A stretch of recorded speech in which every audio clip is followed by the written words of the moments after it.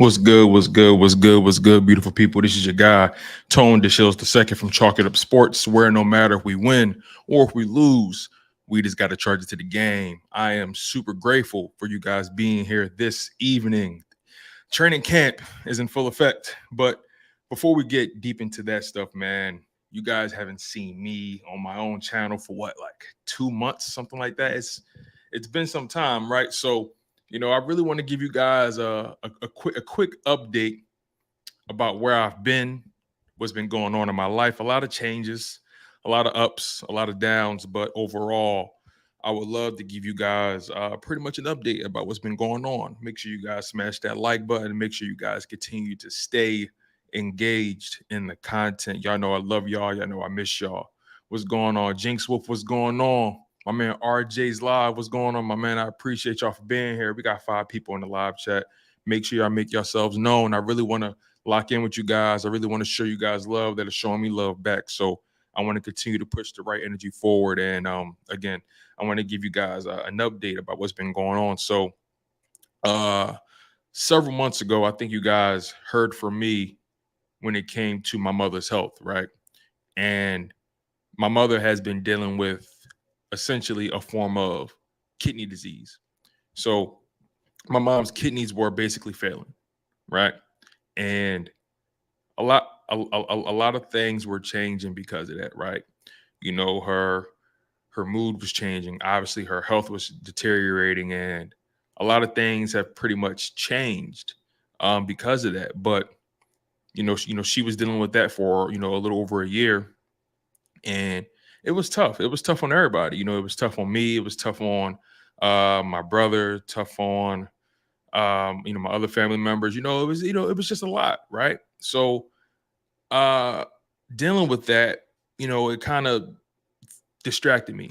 I was trying to do the content in between here and there, but with making sure my mom gets to her doctor's appointments and making sure she has everything she needs, being there for her as much as I possibly can. It was a lot. It was a lot of changes. But I know this is starting to sound like a sad story, but it gets better. I want you guys to follow me and stick with me here. It gets better. And I appreciate the prayers as well. Thank you, Jameer. I really appreciate the prayers. RJ, thank you for the prayers, man. I appreciate you guys. So like I said, if you guys are just joining in, I'm pretty much giving you guys an update on where I've been and why the content hasn't been flowing like it usually does. I mentioned my mom, has been dealing with kidney failure, and it was tough on everybody. So on Mother's Day, that just passed. Mother's Day is in May, I believe. So on Mother's Day, she got a call.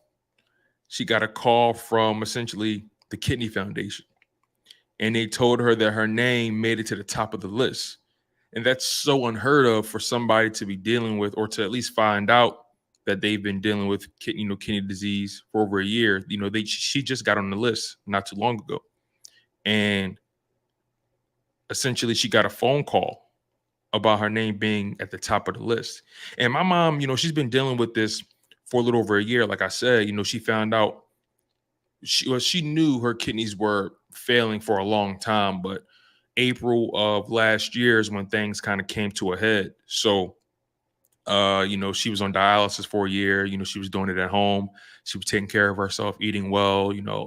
She was doing great. It took a toll on her mental health, but overall she was doing great. And then she got a call on Mother's Day of this year. So let's try to keep the timeline together. She was officially admitted to the hospital April of 2022. She went on dialysis for her kidney failure. And then May of 2023, this year, she gets a call on Mother's Day saying that she made it to the top of the list for a new kidney. And she almost missed the call. She missed the first one because she was in the shower. And then they called her back because you only get 2 phone calls, they say. They told her, do not miss the phone calls. They only call you twice. And she made the second phone call. And on Mother's Day, she just called me bawling. I got the kidney. I'm like, wait, what was going on? So I dropped everything, drove over to her. We had to get her to the hospital as soon as possible because, when you get that call, they want you to get there within an hour. And, when you're on that list, you can't really travel more than an hour away from your hospital. So we got her to the hospital. They got her all hooked up and everything, make sure she was good to go. Checked her vitals, did all the tests on the kidney to make sure that the kidney was going to function properly in her body. They had to do a lot of tests, and lo and behold, she got her new kidney on, what is that, May? I think she got the kidney in late May, a few days. Yeah, she got the kidney a few days after Mother's Day officially. And it was a tough journey on the way back. It was a tough journey because you got to keep in mind they're cutting you open, and they're essentially detaching your bladder from your own kidneys and putting in a new kidney and connecting your bladder to the new to the new kidney and to the new urethra. So, and also, by the way, they don't remove your old kidneys, by the way. They don't remove your old kidneys. All they do is detach the old kidneys from the bladder, and they put the new kidney in and attach the new kidney to to your bladder. And it was a trying time. The recovery was tough. The recovery was tough on her, and she had good days, bad days, but overall, the kidney transplant went well. And my mom is thriving right now. She's living her best life right now. She's doing so much better. And the doctors, have nothing but good things to say about her health and where she is right now. So, I'm just blessed that my mom, is still here, able to, live a healthy life. You know what I'm saying? Her biggest thing is, I want you guys to live a full life, and I want to meet my grandkids. And my mom has always been forcing me to have kids. You guys know I'm married and everything. I've been married for a little over 2 years now. And my mother has been campaigning for grandkids. She's been campaigning for grandkids, you guys. Thank you guys for popping in. We got 11 people on the live stream. I appreciate you guys so much. If you're just hopping into the live stream, I'm pretty much been telling you guys where I've been the past few months. My mom was dealing with kidney failure, for a little over a year. She got the call on Mother's Day for a new kidney. She was going through the recovery process for that. So, getting a new kidney, getting a new organ, getting cut open is no small feat, right? So that whole situation with the failing kidneys and getting a new kidney, her going through the recovery, it took a toll on everybody. It took a toll on her, especially. But a lot of my time became monopolized. Just making sure my mother was good and making sure she got to every doctor's appointment, making sure that all her medication was sorted out, because you got to take a lot of medication when you get a new kidney. You got to take the anti-rejection medication. I know I'm getting real deep with you guys, a lot of stuff that you guys probably aren't really too locked in on, but just know that Mom Dukes is all good. Her health is thriving better than ever. And, I'm just glad that I'm able to be back here with you guys to talk football. And trust me, we're going to get into the football, but I have also another big thing that changed in my life as well. On top of my mom getting her new kidney and dealing with the kidney failure at a time, a lot of changes have happened for me personally.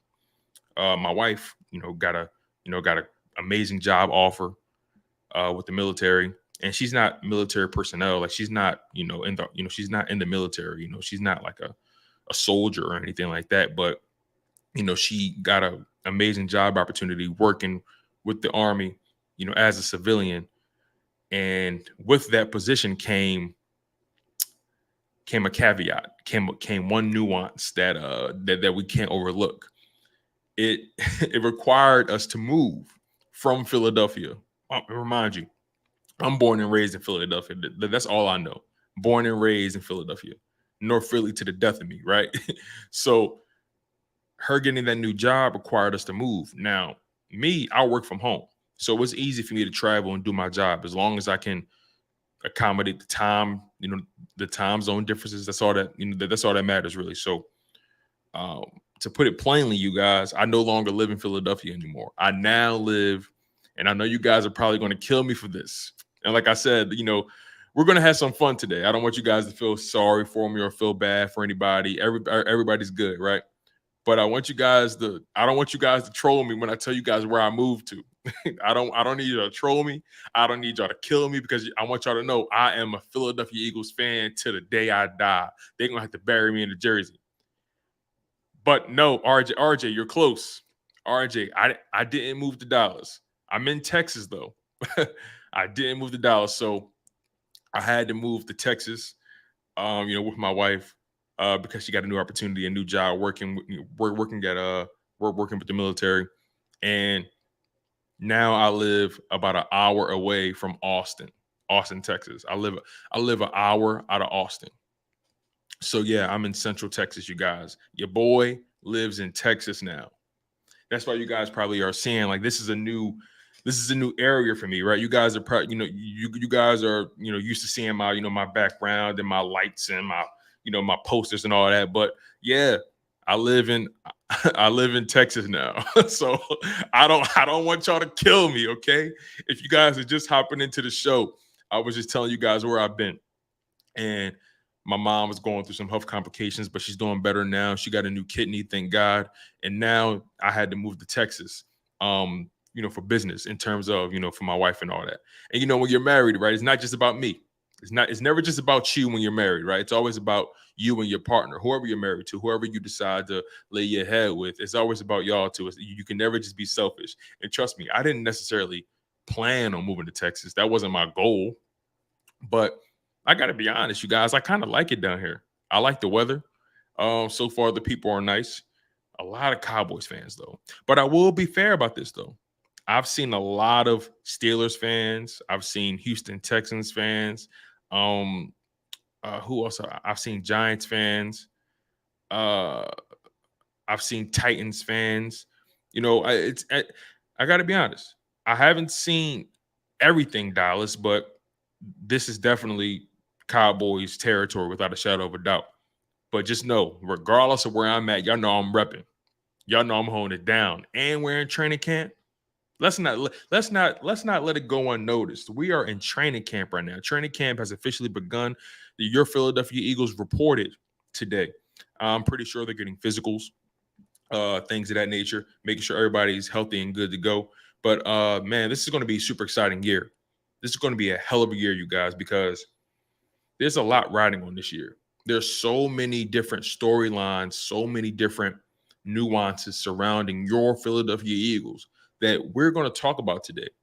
I got some notes down, and I also want you guys, to throw some things out there as well that you're interested in, and maybe some questions you guys have for me because again, it's been a while since we spoke. So before we get too deep, let's get some shout outs out the way. Shout out to my man RJ is live in the building. Big Mix, Pro Fan Talk. I appreciate you, my man. Always showing love. I appreciate you.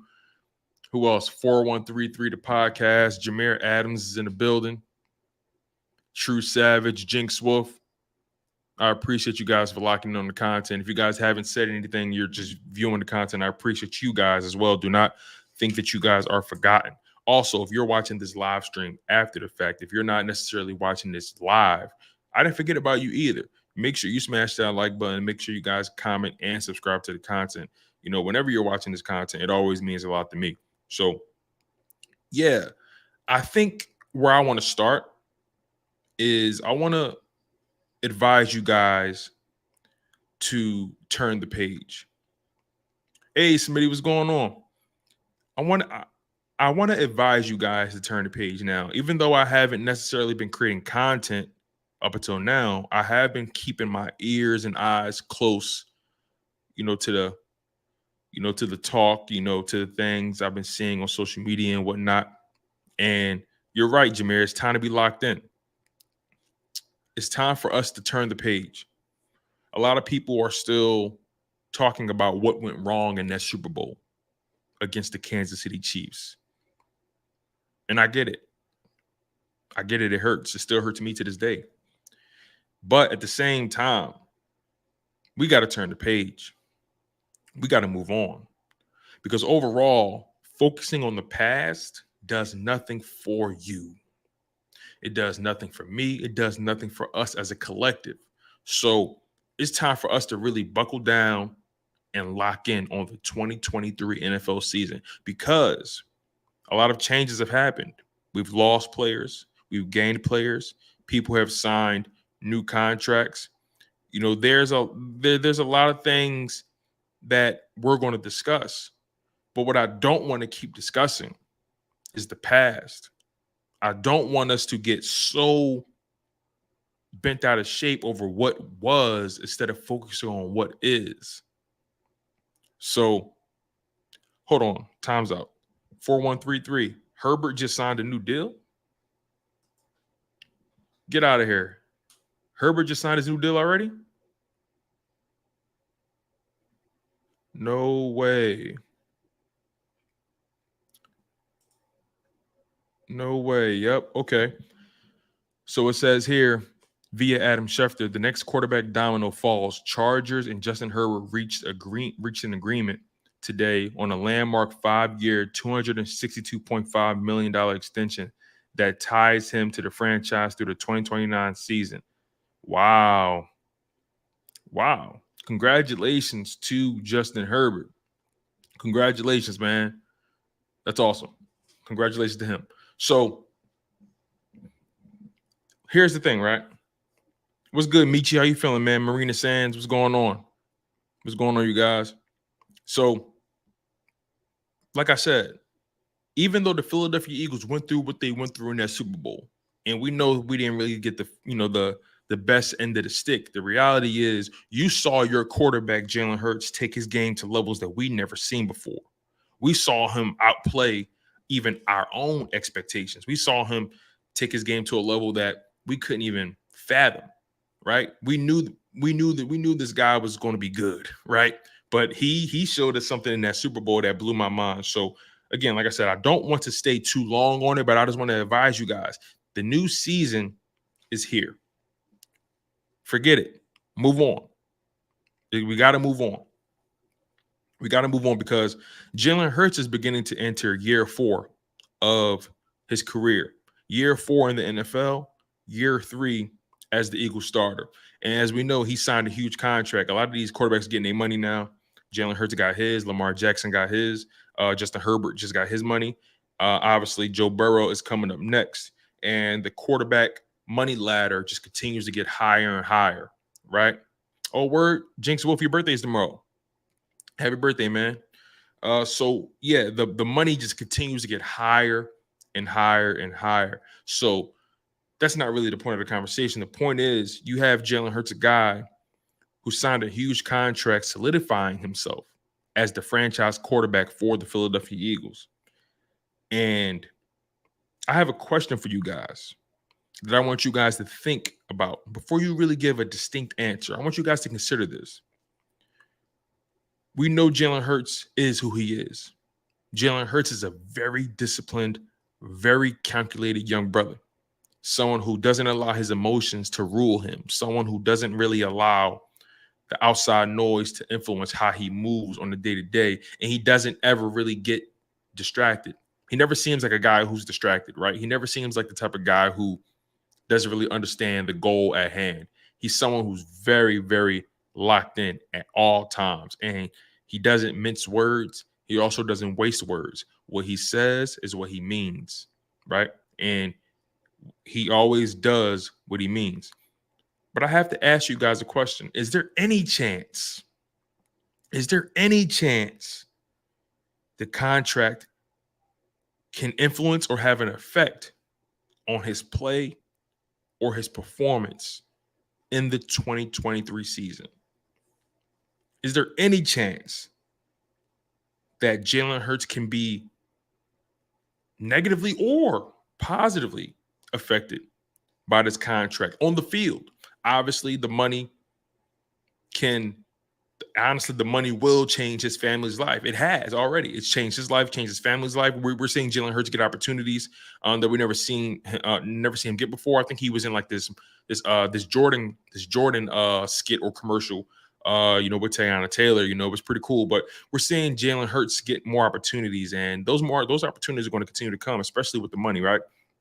But it begs the question: is there a chance that the contract can have an influence or affect his play or his performance on the football field?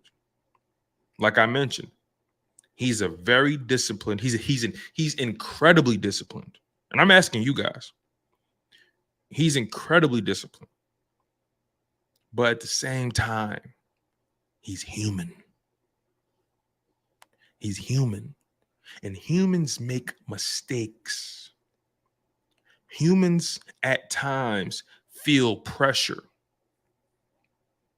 Even when they're as disciplined as Jalen Hurts is, right? Even when you're confident in your own abilities, even when you know you've studied your ass off, still, ever so still, he's human. And is there a chance that he can get, I don't know, a little tight in the biggest of moments? And I want you guys to follow me here. This is not me saying he's going to change as a person. This isn't about that. I'm strictly talking on the field. Is there a chance that he may feel the pressure just a little bit more? You feel what I'm saying? The expectations are higher now. He's solidified. He's not going anywhere for the foreseeable future. But still, knowing that you have this contract, knowing that you have so much riding on your success, is there a chance that it can have an effect on his play, good or bad? And I want to know from you guys. So, Hurts Real Bad says, Jalen seems like the guy who will play harder when the people surrounding him believes in him. I think it removes that chip on his shoulder, and he can't just focus on being a great quarterback. Oh, and he can just focus on being a great quarterback. Excuse me. So let me read that one more time. Hurts Real Bad. Jalen seems like the guy who will play harder when the people surrounding him believes in him. I agree with that. I think it removes that chip on his shoulder, and he can just focus on being a great quarterback. I like that. I like that. You're right. Jalen does play the game with a chip on his shoulder, but I don't think the money is going to remove the chip, because we're seeing all these lists coming out, not including Jalen Hurts in the in the top tier discussions. He didn't make the PFF top 50 players list, or he didn't make CBS Sports most clutch quarterback list. You're seeing all these lists, and these guys are bored, and they understand that our market is a media magnet. They understand our market delivers the firestorm whenever you talk crazy about our guys. But I don't think the chip on his shoulder will necessarily disappear. Maybe he could think less about his security. You know what I'm saying? Maybe he'll think less about securing his future from a financial perspective. I do agree that he'll be able to lock in more and focus on being a great quarterback rather than focusing on his longevity or focusing on the financial side of things, right? But I believe he's always going to have a chip on his shoulder as long as people continue to doubt him, like they're still doing. A lot of these publications don't respect Jalen Hurts. They don't. That's the sad reality. Jalen Hurts is a top 5 quarterback in this NFL, if you ask me. Top 5 quarterback in this NFL. It's not even a debate, if you ask me. But some people will still put guys like Justin Herbert over him. Guys will still put, guys like Trevor Lawrence or Lamar Jackson over him, right? I think Jalen Hurts is a better quarterback than Lamar Jackson. That's just my humble opinion. But Hurts Real Bad, I appreciate your comment, my man. You brought up a good point. Jalen Hurts does respond, to the people around him. He does. That's in his DNA. And I also think he's gonna have other people play harder. I think it works both ways, right? He not only is he motivated by the people around him, he motivates those around him as well. So yeah, that's a pretty good point you made, Hurts Real Bad. Thanks for commenting. Scheme Team. He says, yeah, I think it could. We're human. Hey, Scheme, can you okay, here it is. Scheme gave me some more details. Thank you, Scheme. He says, I think we take a step back this season, probably lose in the second round or championship game. That's a very honest take, right? It takes a lot of courage to put that out there, right? Especially when you're surrounded by fellow Eagles fans, and y'all know how we get down. We want to win every game. We want to crush everybody. You know what I'm saying? We always going for gold. But Scheme, you bring up something interesting, right? Could we take a step back this season? Could we probably lose in the divisional round or in the championship game? Now, keep in mind, the schedule has gotten harder. The schedule has gotten harder. We're playing the Bills. We're playing the 49ers. We're playing who else we're playing? Man. Obviously we play the Cowboys twice. We're gonna be playing the Seahawks, a team that's better this season. We're playing the Miami Dolphins. You get what I'm saying? This schedule is harder without a shadow of a doubt. So it's going to be interesting to see how the team responds to it. That's a fact. So my man Pro Fan Talk says he's not that kind of guy. However, you can't run that many RPOs with the face of the franchise. I get where you're going with this. Essentially, and correct me if I'm wrong, if I'm understanding you correctly, Pro Fan Talk, it seems to me that what you're saying is they can't continue to put Jalen Hurts in harm's way by using him as a runner, right? Now, what I will say to that is I partially agree with you. I don't think that they can continue to put him in harm's way, knowing how much is riding on his health and riding on his success. I agree with you partially, right?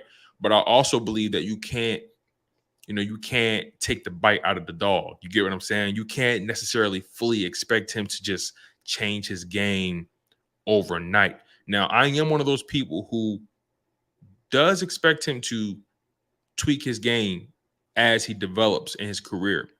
But I think what makes Jalen Hurts is that ability to keep the defense on their toes with the RPO system.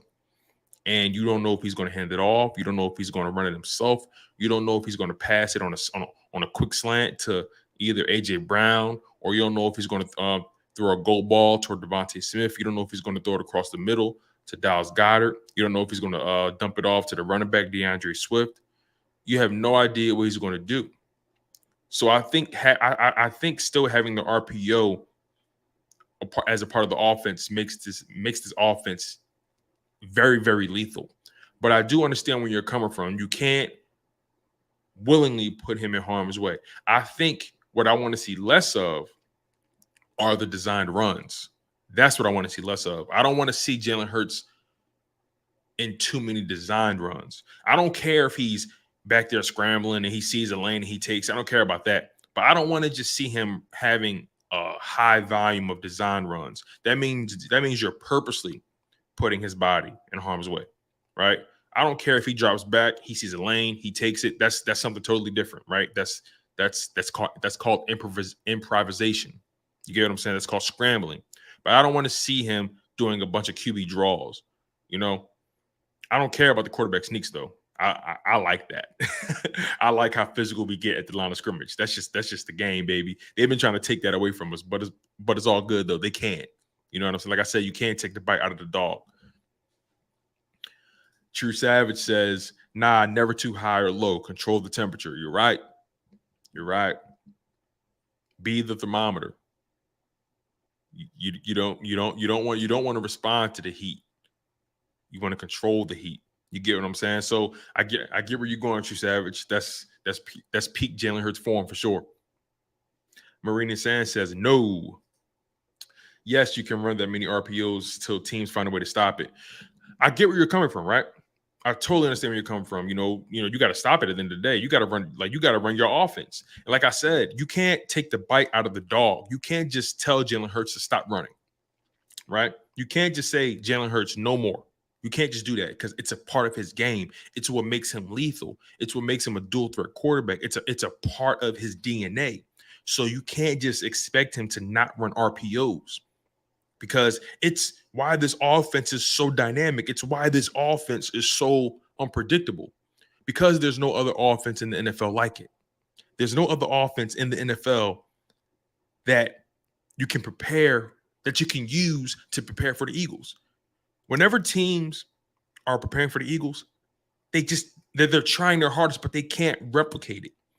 They can't replicate what Jalen Hurts and that offensive line does. They just can't replicate it. So it makes it that much harder for teams to really prepare for us. Teams, all they can do is rely on the film. That's all they can do. All they can do is rely on what they see on tape and on paper.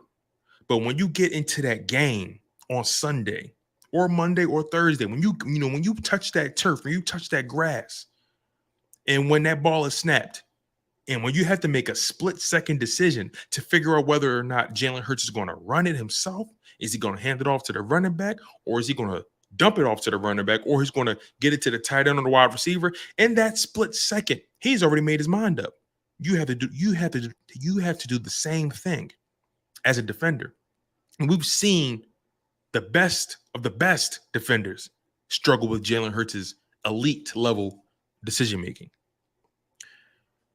So Marina Sands, I do see where you're coming from.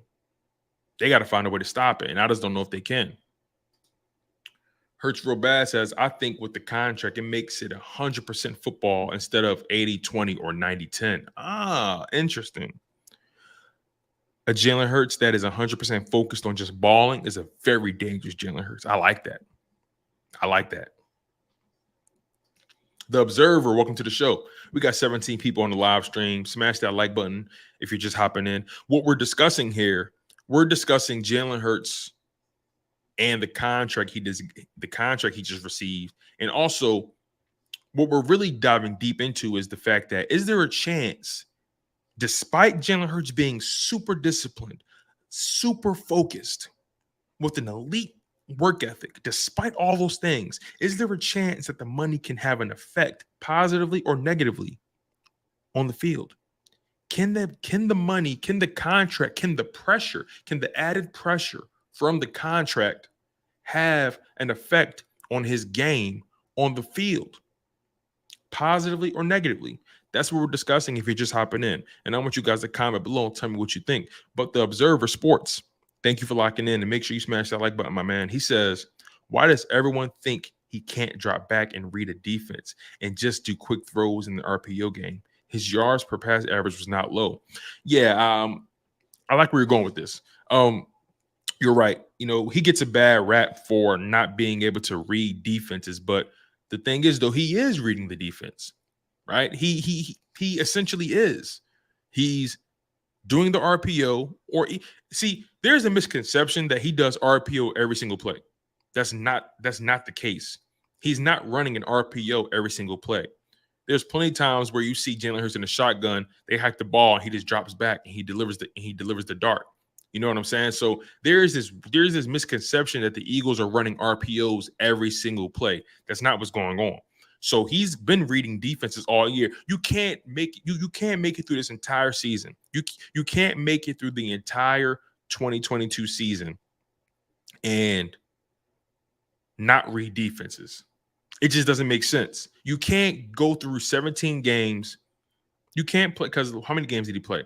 He played 15 regular season games and he played 3 playoff games. So you can't go through 18 professional football games and not read defenses or get by on not reading defenses. You just can't.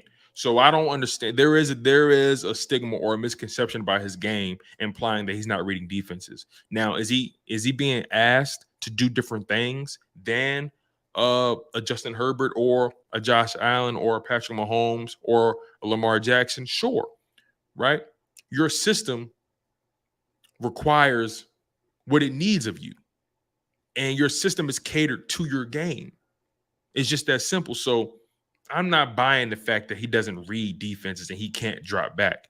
Now, what makes Jalen Hurts' game so dynamic is he has the ability to drop back, do the RPOs, and get out of dodge and break a defense down by running for 10, 15, maybe 20 yards and still deliver the dime. Jalen Hurts was one of the best deep ball throwers in the NFL in 2022. A lot of people don't want to talk about that. He was one of the best, if not the best, deep ball thrower in the NFL in 2022. But that's just me. RJ says he's concerned about the linebacker position. Oh, don't worry, LJ. We're going to get into that later on. I have some concerns as well. So don't you get it twisted, my man. We're going to discuss all that. RJ also thinks we're going to go 12-5. I think that's a very realistic record. Very realistic. Taylor Walker, what's going on? Eagle has landed. I appreciate y'all locking in on the content. I really do, man. Earlier I was letting you guys know, where I've been. I pretty much told everybody, my mom was dealing with kidney failure, but she got a new kidney. Thank God. She got the call on Mother's Day for a new kidney. And, she's thriving right now with her new kidney. She's living better than ever. And on top of that, I had to move from Philly to Texas. Don't judge me, y'all. I'm still a Philly boy at heart, and I'm still a diehard Eagles fan, even though I got to hold it down in Texas. So if you guys are just hopping in, that's pretty much where I've been. But I'm glad you guys are here locking in on the content. And we're also discussing Jalen Hurts and what we expect from him in the 2023 season. Because again, he did get the new contract, and with new money comes new pressure, and with new pressure comes new responsibilities and expectations. So we're just asking, we're just having a casual conversation, right? Is there a chance that the contract can have added pressure on him? And is there a chance that the pressure from the contract, can it affect his game? Will it affect his game positively or negatively? That's why I'm asking you guys. Pro Fan Talk says, if Brian Johnson uses our running back room, Jalen Hurts will be even better. Yes, we have a stronger schedule, but everyone ignores the fact that we had the best draft this year. I think we had one of the best drafts as well. I definitely agree with you on that. I think we had a top five, top three draft, if I'm being completely honest with you. Joseph Theis, he says I agree 100% with you, Tone. We have a stable of running backs. I want to talk about the running backs later on too. We're going to talk about a lot. So there's so much that we really need to tap into. I'm going to try to cover as much as I can with the time that I have. So I appreciate you guys. Shout out to Joseph Theis for continuing to stay engaged on the content. Hurts real bad says, I will never agree to the keep Jalen in the pocket. A football player will do football player things. Quarterbacks get injured very often in the pocket. Jalen isn't built like the backpack kid. Let him cook. I like that. In other words, what he's saying is, let my man Jalen do his thing. My man ain't built like a straw house. He built like a brick house. Stop playing, man. That kid squats 600 pounds. Stop playing with the kid. Hurts real bad. Trying to let y'all know that Jalen Hurts is he's sturdy. He's sturdy, man. He got all the studs. You know what I'm saying? That house ain't coming down at all. No matter what hurricane, no matter what weather condition, those studs is fortified with titanium and cinder blocks. That's exactly what Hurts real bad is saying. But no, I'm with you, man. You got to let Jalen Hurts be Jalen Hurts at the end of the day, man. And Jalen Hurts is smart. That's another thing. Jalen Hurts is probably one of the smartest, maybe the smartest quarterback in the NFL, right? Just in terms of understanding the game, understanding what's expected of him, understanding down and distance, understanding, how to, knowing how to protect himself. He doesn't turn the ball over. He's very calculated, very measured. He doesn't lose you the game. It's rare that you've seen Jalen Hurts lose you the game. Even in his 2021 campaign, right? It was rare that he lost you the game. But nonetheless, yeah, it hurts real bad. I feel you on that, man. I feel you on that. Pro Fan Talk, we have good enough running backs. That will force the defense to respect the run. The RPOs will always be an option, just not so many of them, please. Marina Sands says RPOs are not just an option. It is the foundation of this offense and blocking scheme. Hey, Marina spitting right now.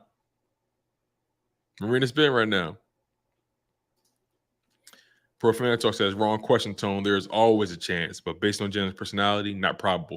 There it is. Now we're cooking, Pro Fan Talk. Now we're cooking. Remember, the original question was, is there a chance that Jalen Hurts can be affected positively or negatively with the added pressure from the contract? Can or will his game be affected, right? But Pro Fan Talk said something very interesting, right? He said, wrong question, Tone. There's always a chance. And he's right. A piano could fall out the sky.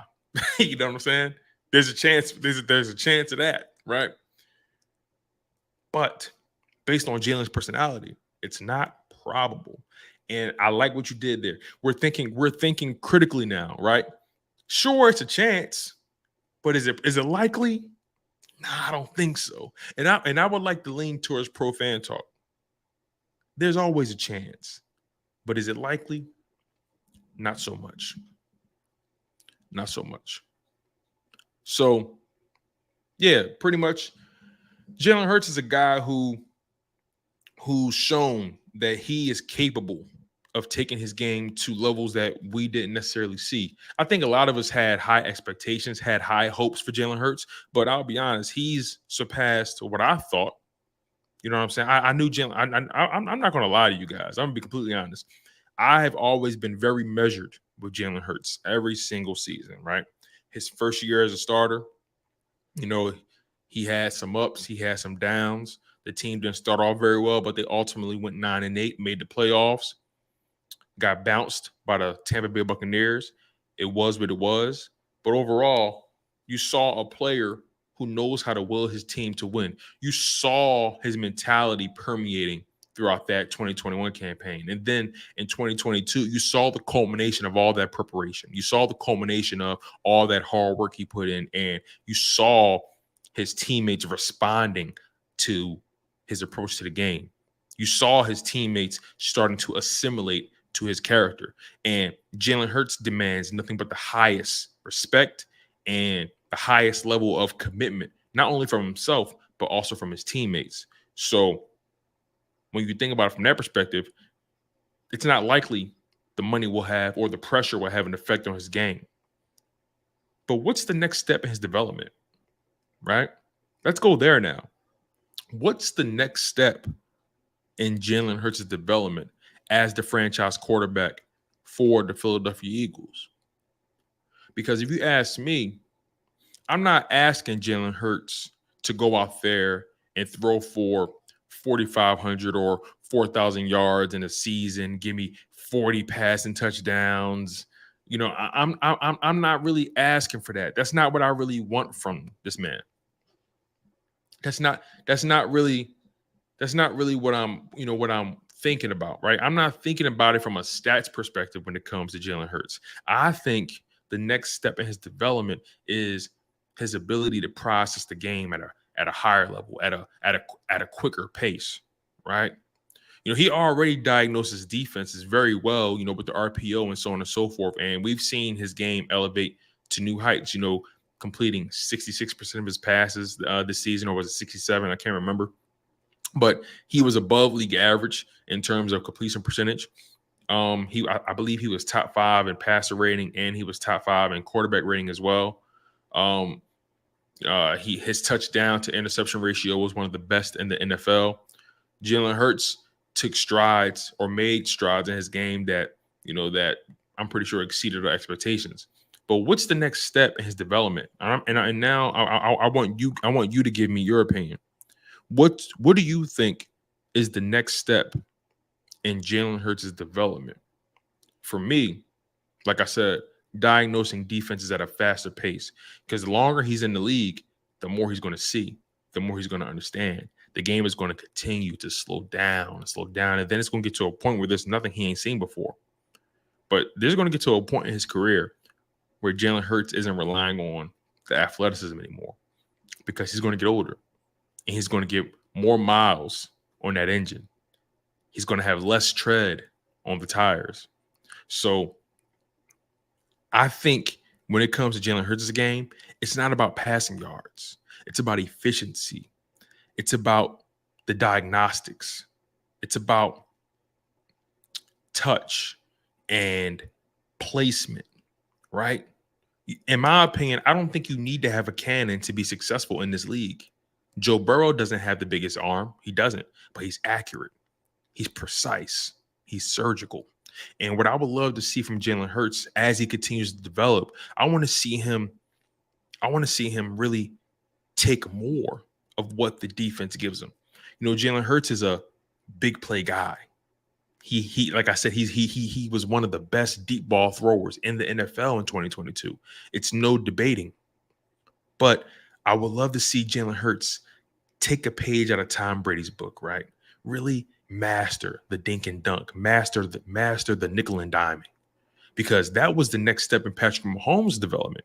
Remember, when Patrick Mahomes first burst on the scene, he was throwing big play after big play after big play. Him and Tyreek Hill, Travis Kelce, they was going crazy. It was big play after big play, right?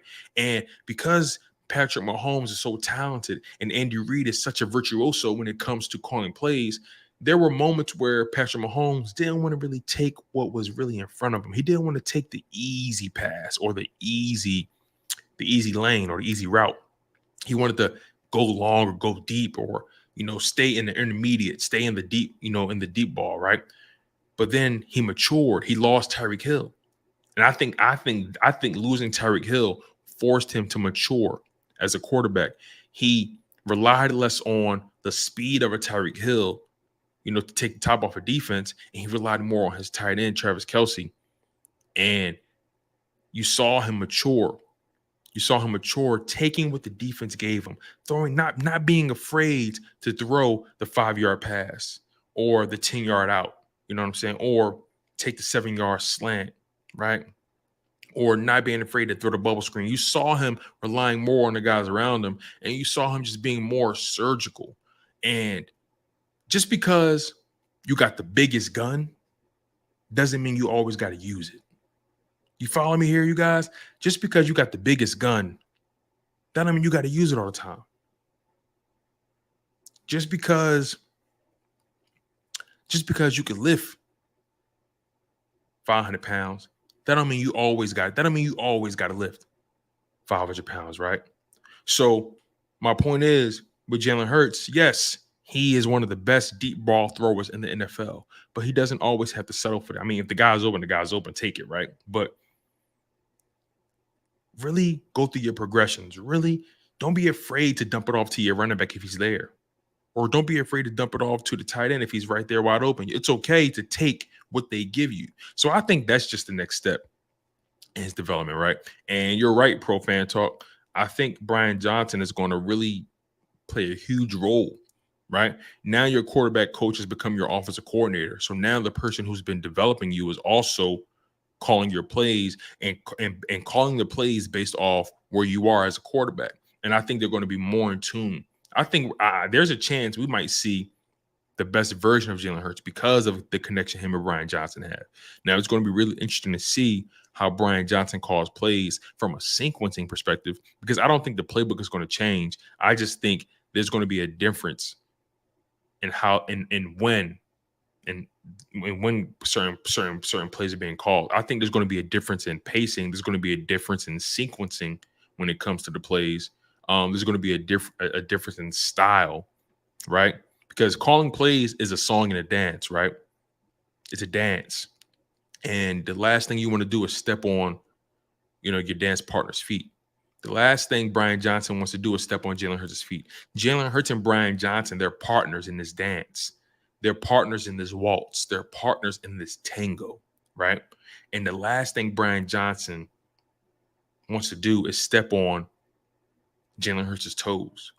So it's going to be really fascinating to see how they maneuver, especially in this new stage of their relationship, right? Pro Fan Talk is tired of the wide receiver screens. Yeah, they got to get a little better with that, man. I'm tired of them too. I need more running back screens. That's what I need to see. The tight end, I love the tight end screens though. I don't mind tight end screens, and I also don't mind running back screens. But the wide receiver bubble screens, those are pretty annoying. So, yeah, moving on, you guys. Earlier in the show, and I appreciate you guys for being here. Make sure you guys smash that like button. It really means a lot to me for you guys always having my back through my ups and my downs, no matter what. What I really want to get into, because Jalen Hurts is the easy conversation to have. I want to have the harder conversation, because this is the part of the conversation where a lot of us might agree, or a lot of us might disagree. That is the part of the conversation that I want to have. And it involves this defense. It involves the biggest question mark on defense, and that's the linebacker position. But taking it a step further, digging a little deeper, it also involves a player that everyone loves, right? A player that everyone is counting on. A player that a lot of people have high hopes of. And if you ask me, I don't think it's going to be as simple as a lot of Eagles fans want it to be.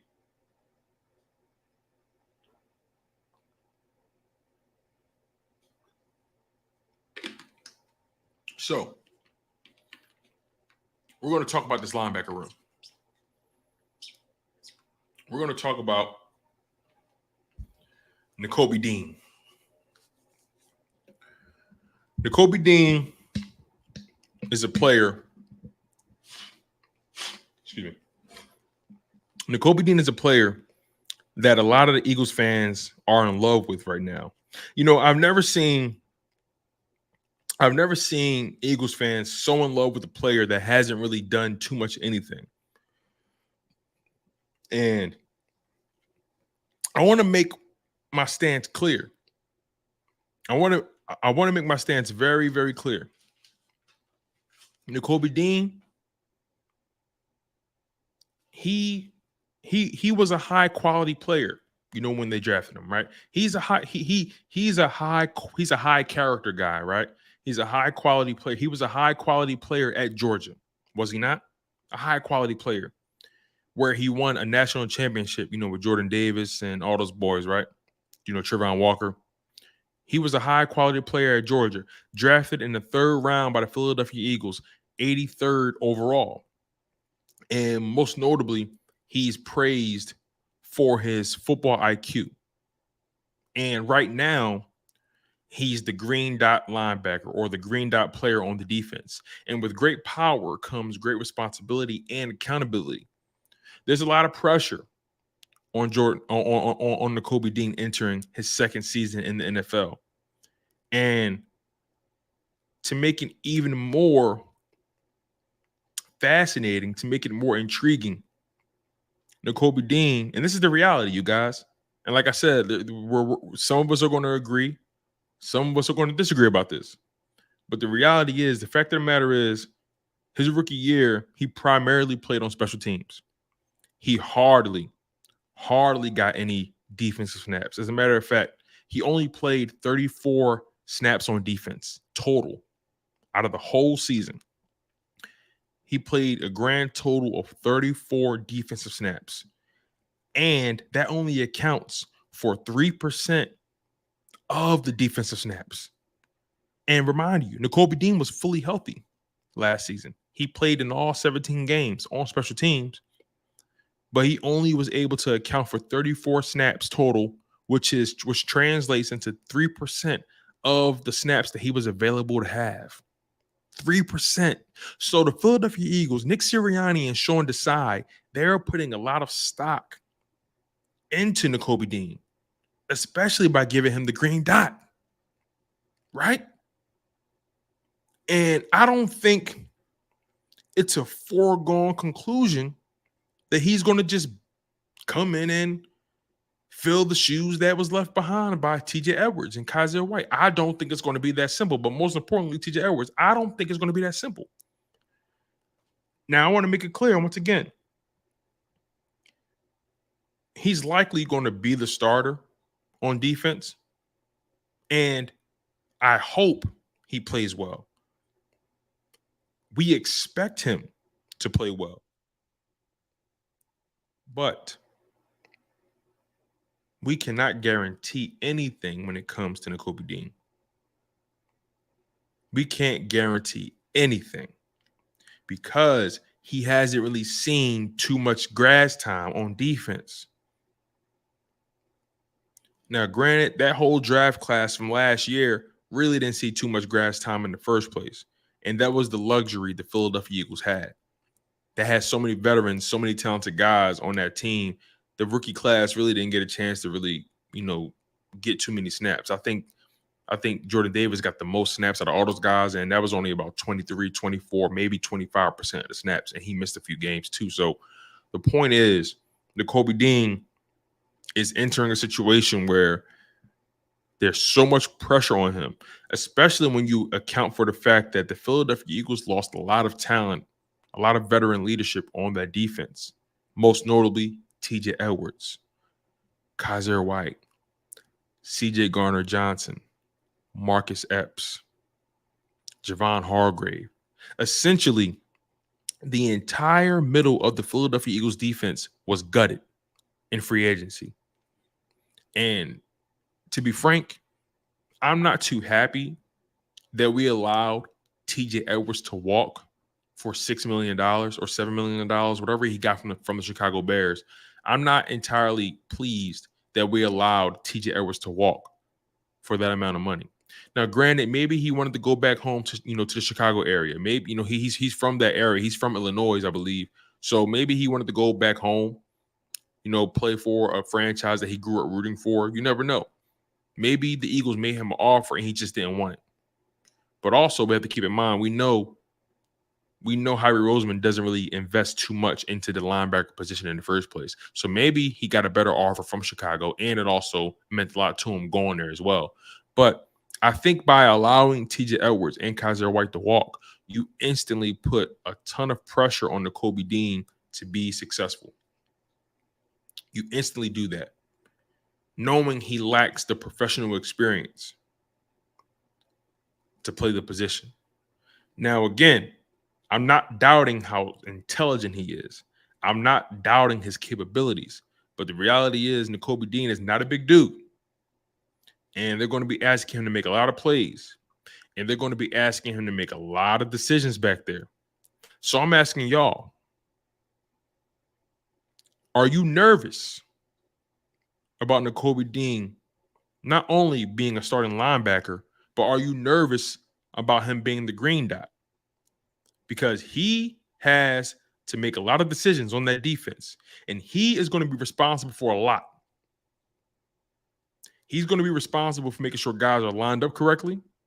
He's going to be responsible for calling out what he's seeing on the other side of the ball, be it if the offense is calling an audible, if there's some motions or some line shifts. He's going to have to be responsible and accountable for all that. So is he ready for that task? We've seen what it looks like when someone does that job terribly, a la Nate Gary, a la Alex Singleton, who was a tackling machine, but wasn't really meant to be the green dot. But then we got TJ Edwards to be the starter for 2 seasons in a row. And that's when you saw some continuity or some stability at that position. He had those guys lined up perfectly. TJ Edwards was a great player last year. He's not the best linebacker in the league, but he's reliable, he's steady, and he knows what he's doing. So again, does it make you nervous knowing what you know about this situation and about Nakobe Dean's experience? So let's hear so again, I want to see and read what you guys have to say. RJ Live says, man, I'm scared to see Dean overhyped. He said, let me read that again. I'm used to saying commas. Let's try this again. He says, man, I'm scared. Dean is overhyped, yo. I hope ball out, though.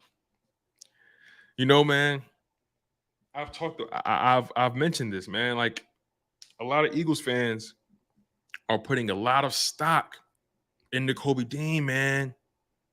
They're putting a lot of stock in that young brother. And look, I'm praying for his success.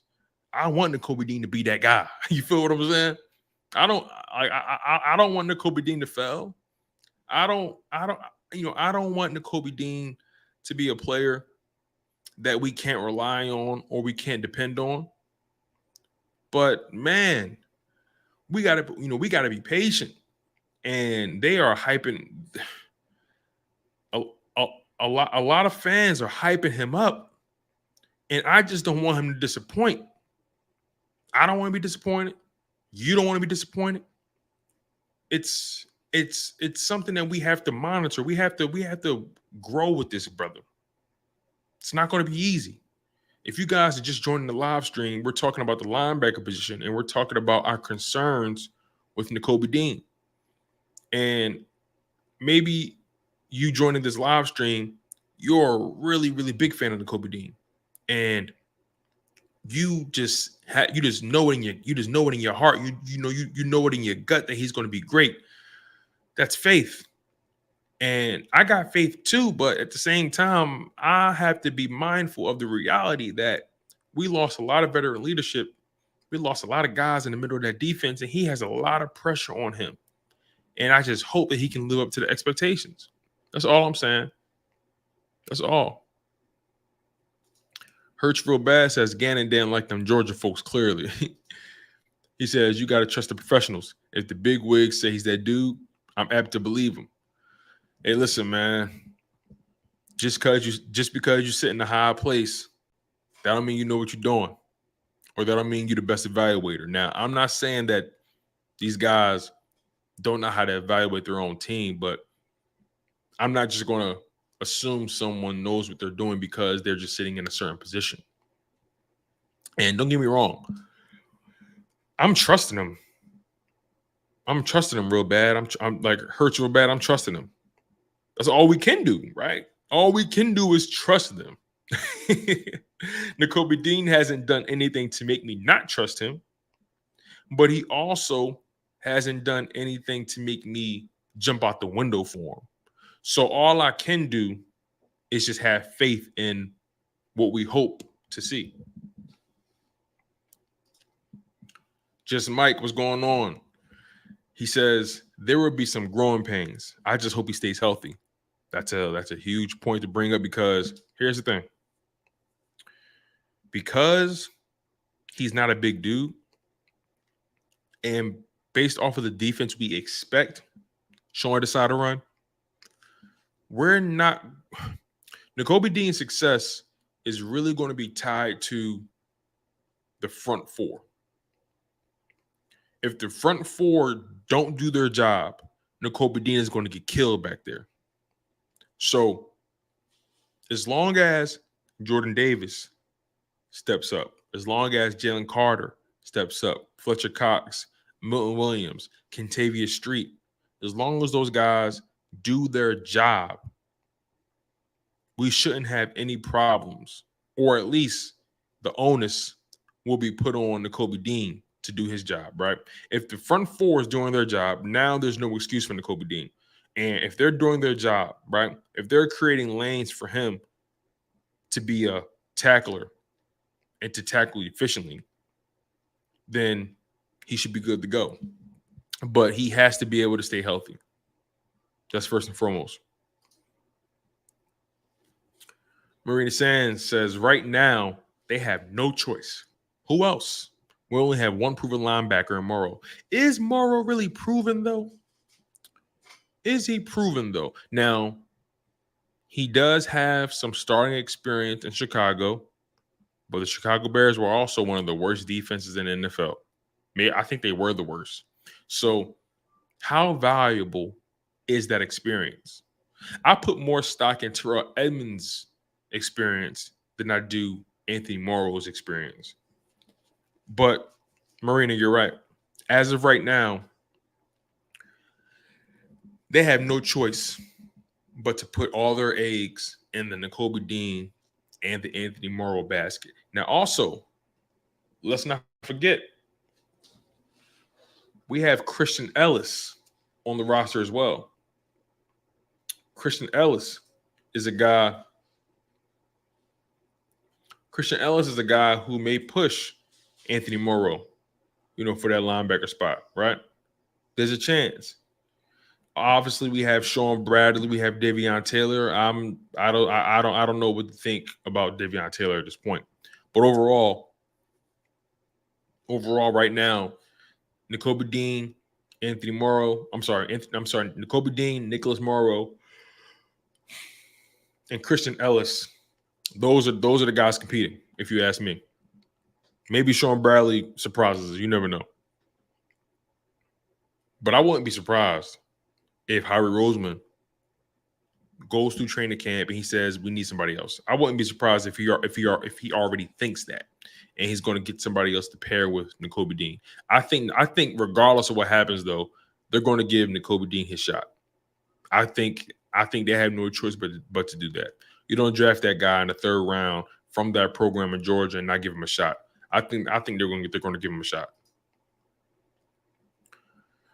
RJ says, man, he's like our only linebacker too. Yo, we in trouble. Don't panic, RJ. Don't panic, man. That's not what I want to do. I don't want you to panic. I just want us to think critically about what's going on. Don't panic, though. Pro Fan Talk says, just like they worried about an undersized linebacker at an SEC powerhouse school. I hear what you're saying, Pro Fan Talk. He came from a very, very, very legit situation. He played at a high level in college. He didn't do nothing. Like it wasn't like he was a slouch in college. He was legit, right? He was legit. But this ain't college, man. And it's going to be really interesting to see how his game translates, especially being a full-time starter. Herschel Bass says, we are talking about a linebacker who was projected as a top 20 draft pick before the massive slide. Maybe it's the Army in me that doesn't jive with too much pressure. If you are the next man up, perform. Hey, man, I like that. I'm with you. Shoot. Hey, listen, Herschel Bass, you ain't tripping. I'm with you on that, because at the end of the day, money talking, BS walks, and we ain't got time to waste time. So if you got drafted to the Philadelphia Eagles and you got this opportunity, ain't no time to waste time, brother. Ain't no time, to have your diaper on and your binky. You know what I'm saying? Get out the high chair, take off the training wheels, and let's get this thing popping. You feel what I'm saying? So hurts for bad. I'm with you on that. I'm with you on that. He was projected to go higher than where he was drafted. For reasons unknown, he slid. The injury reports or the injury rumors or whatever it may be. But we all thought that man was getting drafted in the first round, and it didn't happen. But regardless, he made it to the Eagles, and I think the Eagles did get a steal. They got a diamond in the rough. Can they refine it? Can they polish it off? Can they maximize that kid's skill set? All right. Just Mike says he will get better as the season progresses. I just hope he stays healthy. Yeah, man. I think he's going to get better as the season progresses as well. But, he got to stay healthy. He has to.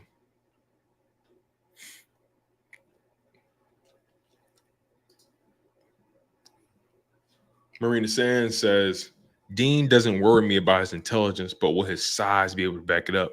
You're right, man. That's the thing. See, yeah, I don't doubt his ability to process the information. I don't doubt his ability to master the playbook. I don't doubt that, because he's a smart kid. But can he hold up physically? That's the thing. That's the big question. If Dean can't perform on a physical level, I can at least be confident that his eyes will be an asset for us and that the green dot won't be too big for him. Very, very interesting way of looking at it. You're right. But those two things have to form a marriage, right? Right? Your eyes and your body have to work in sync. And it has to get to a point where he's not thinking too hard. He has to be able to read and react. That's going to be the task. Trusting what he sees, reading and reacting. That's going to be the challenge. The Observer says, we'll be fine. We've developed Jordan Hicks and TJ Edwards, who are and were not better than N'Kobe coming out. Very, very true. But TJ Edwards only slid. Well, the fascinating thing about TJ Edwards is because he should have got drafted, but the reason he didn't was because of a crappy 40-yard dash time. You know what I mean? So maybe he didn't eat his Wheaties that day. Maybe he had a cheesesteak before the run and shouldn't have. Maybe he overslept. I don't know. But TJ Edwards should have got drafted. And Jordan Hicks, you're right. We've developed both of those guys. That's the bottom line. So doesn't N'Kobe Dean have the highest upside out of those guys? It's a possibility, but it all remains to be seen. And it's just going to be really fun seeing how this thing pans out. Marina Sand says the big wigs didn't think he was that dude last year. What changed? They ain't got nobody else. That's what changed, man. They ain't got nobody else. So, they got to rely on what they have.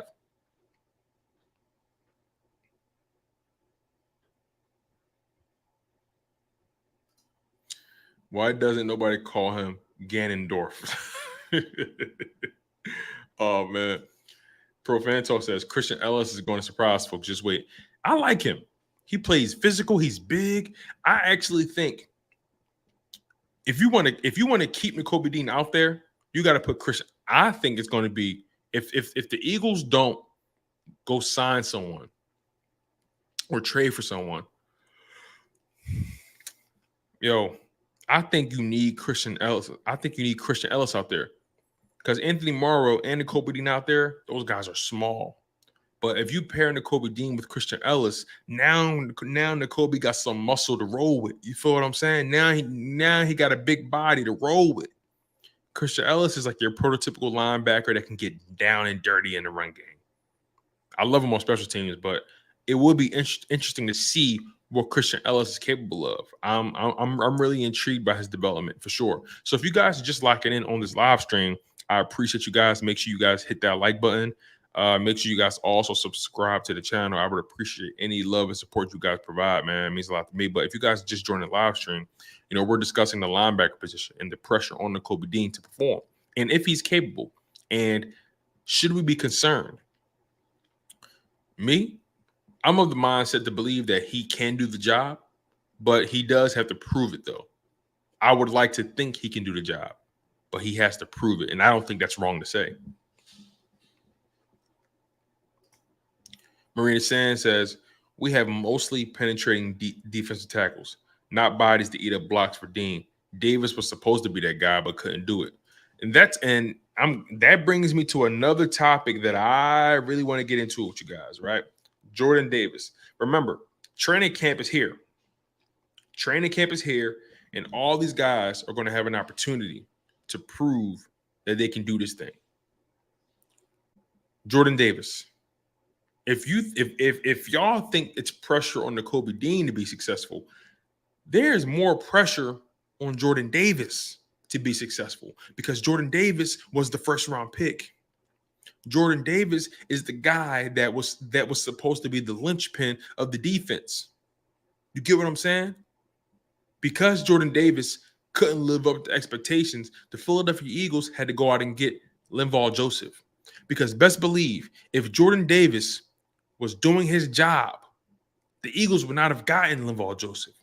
If the Eagles were able to stop the run efficiently, they would not have gotten Ndamukong Suh and Linval Joseph. I want you guys to believe that. I want you guys to believe that when I say that. If the Eagles were able to stop the run with Jordan Davis and those boys, we would have not went and got Linval Joseph and Ndamukong Suh. So, like RJ said, Jordan Davis is on the clock.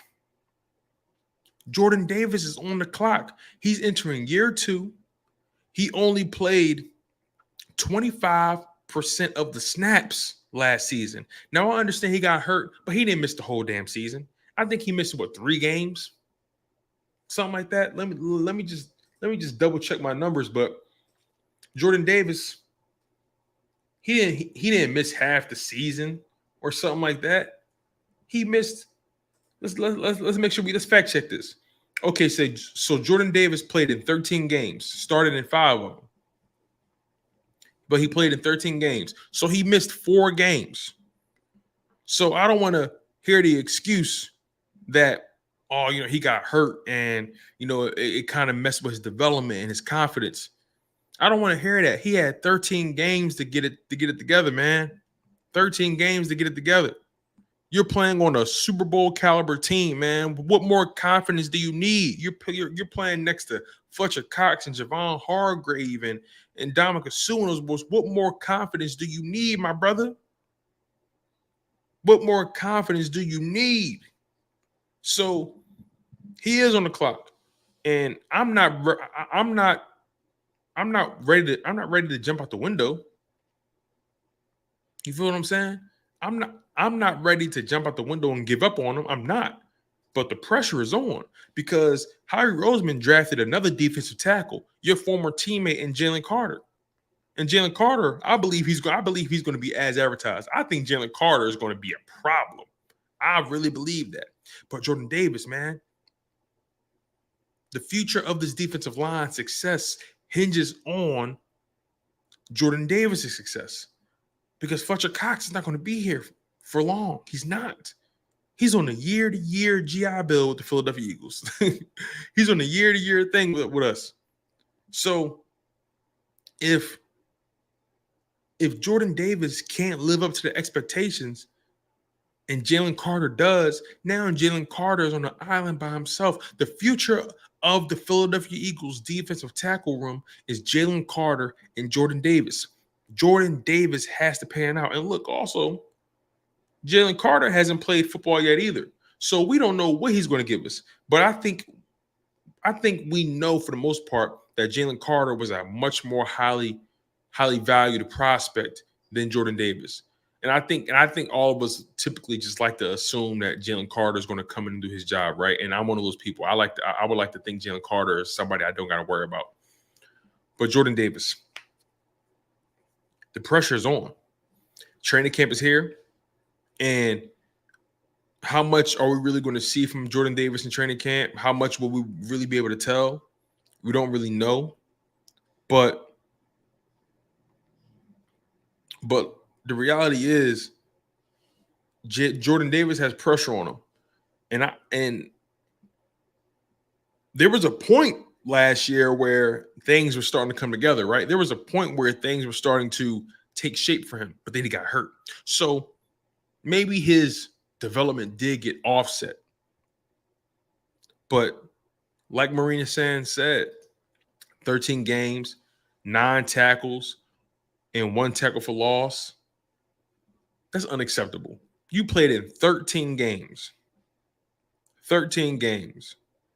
And your coaches didn't think highly of you enough to get you on that field. This is the facts. This isn't about how I feel. And you listen, y'all know me. I hold it down for the birds. That's my bird gang to the death of me. But 13 games, only 9 tackles. Actually, no, that's not accurate.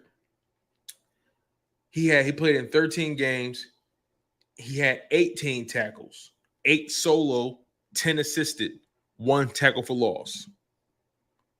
So he was credited with 10 assisted tackles and 8 solo. So he had 18 total tackles combined with 1 tackle for loss. That is, and he played in 13 games. That's unacceptable. That's unacceptable.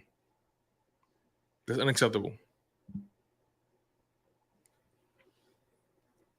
Unacceptable.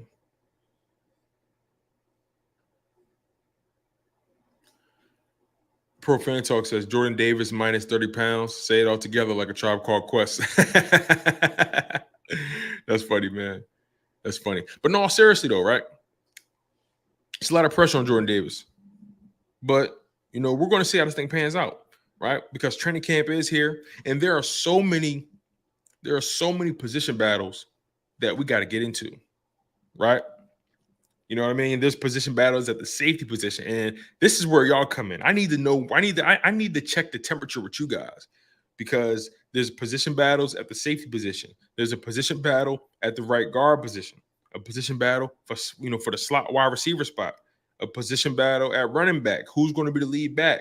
And obviously, we discussed linebacker. So let's stay on the defensive side, for the moment. And then we're going to jump over to the offensive side. The safety position. For me,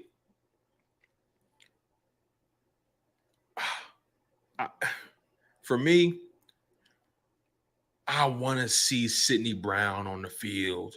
And I also want to see the next step, the next stage in Reed Blankenship's development. I understand he was undrafted. I get that. But Reed Blankenship made so many heady plays last season, especially when C.J. Gardner-Johnson went down. Reed Blankenship is a very intelligent player. He's hardly ever in the wrong place. Is he the most athletic? No. He's not the fastest. He's not the most athletic or the most talented, but he's a smart safety. He's very smart. and he understands what's being asked of him. And again, he's hardly in the wrong place at the wrong time. Hardly. I want to see Sidney Brown in that Reed Blankenship combo so bad. But I understand you have a guy in Terrell Edmonds in the building who has a lot of veteran experience. And you also have Kevon Wallace, Justin Evans, Tristan McCollum. I'm not putting any stock in Kevon Wallace. And we're going to talk about him later on as well. I have no faith in Kevon Wallace. None. Is he a cool guy? Is he a dope guy? I'm pretty sure. I never met him. Does he know how to get fly? Off the field? Yeah, he throw it on. He one of the swaggiest. You know what I'm saying? He got the Riz. You know what I'm saying? He one of the flyest guys off the field. But it doesn't translate to his game on the field. It doesn't and hasn't. I've seen too many times where Kevon Wallace got beat, got cooked, got just obliterated. So I'm not putting any stock. I'm not investing in the Kevon Wallace stock. I'm just not. Terrell Edmonds, a lot of experience. So it's going to be really interesting to see how Sean Desai navigates this, how they evaluate these guys, right?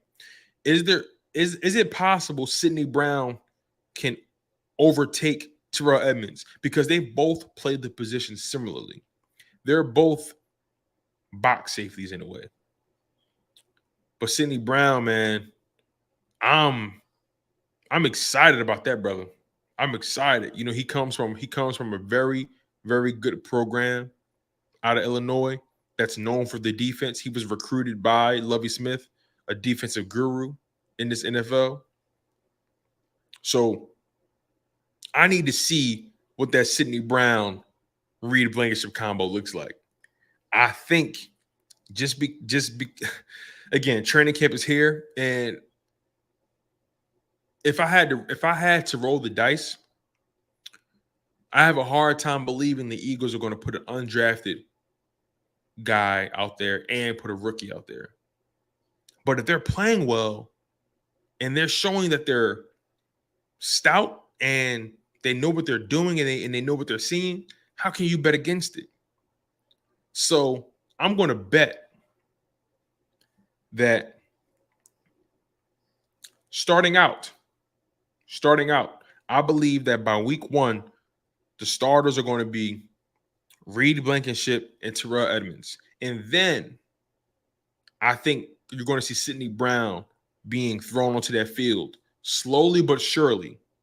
Maybe Sidney Brown won't be the starter by week 1, but I think Sidney Brown will be the starter on defense post-bye week. And the bye week is what? Week 10. So I wouldn't be surprised if Sidney Brown becomes a starter post-bye week. And this is me making a really, really, really lofty prediction. I think Reed Blankenship is going to start. I really believe that. He put up some good tape. You feel what I'm saying? But I just think Sidney Brown, man, he's talented. He plays the game physically. You never know, man. And Pro Fan Talk, you brought up a good point as well. I was just about to bring this up. Kelee Ringo. He has the body of a safety. So you never know. They may throw him back and forth between safety and corner. You never know. The Observer says people sleeping on Justin Evans' coverage skills. Yeah, you're right. I am. I am. I'm not going to cap. I am sleeping on his coverage skills. Sorry. I am sleeping on Justin Evans' coverage skills. Yep. Sorry. I am sleeping on him. Sorry. I'm sleeping on him. But again, man, this is going to be a hell of a competition at the safety position, bottom line. And you never know. Howie might make a move and say, nah, we need somebody else back there. And he might go find somebody. And it's straight like that. Sidney Brown's way faster. I assume you're talking about he's way faster than Terrell Edmonds and Justin Evans. Pro Fan Talk says Kevon Wallace is better than Josiah Scott. Both of them ain't the best. So, I mean, both of them ain't somebody I really want to put too much investment in. They both make me nervous. I'll tell you that much. At least Josiah Scott was able to put an interception on his resume. You know what I'm saying? At least he gave us that. Kevon Wallace, man, he just got bad tape on top of bad tape, man. Hurts real bad says Josiah Scott picked off Aaron Rodgers, right? No. Reed Blankenship picked off Aaron Rodgers. Josiah Scott picked off Andy Dalton. So yeah, Reed Blankenship picked off Aaron Rodgers, and Josiah Scott picked off Andy Dalton in that Saints matchup. But you're right. What has Kevon Wallace done? Marina Sands says, no, Brown has to become a free safety in the NFL. He can't tackle. That's what I've heard. I heard he can't tackle, but everything I've seen, man, I've seen him tackling, man. You know, I don't know. But the reality is, you know, we're going to see how this thing pans out for sure. Pro Fan Talk says Kelee Ringo has 4.3 speed at 6'2". Man, that's an athlete right there. RJ says, yeah, Ringo at safety. So y'all want Kelee Ringo at safety. And I'm not opposed to it, but you know how, like, the competition is stiff there. So that's the thing. It's going to be interesting, right? You got Reed Blankenship competing, Kelee Ringo competing, Sidney Brown competing. And those guys are natural safeties. Terrell Edmonds competing. There's a lot of competition. So the cream will definitely rise to the top. Ringo may transition to safeties, but that takes time. PFT says, when I think of Edmonds, I think of A.J. Brown catching that TD on him in another. Yeah, that was rough. That was rough, man. That was rough. No, sir. Scott and Blankenship picked off A-Rod. Really? Josiah Scott picked off Aaron Rodgers? Oh, wait. Are you talking about Aaron Rodgers threw 2 picks that game? No way. Did he really?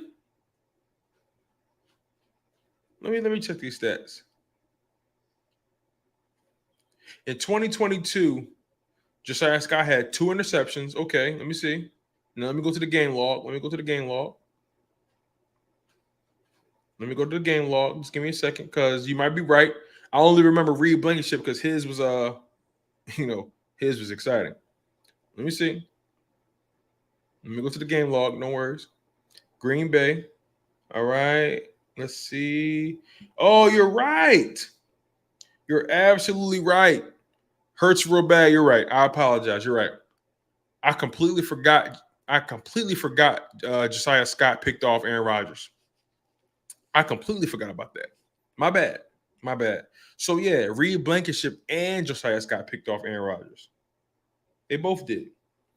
And so, I mean, still, I'm not the highest on Josiah Scott. I'm just not,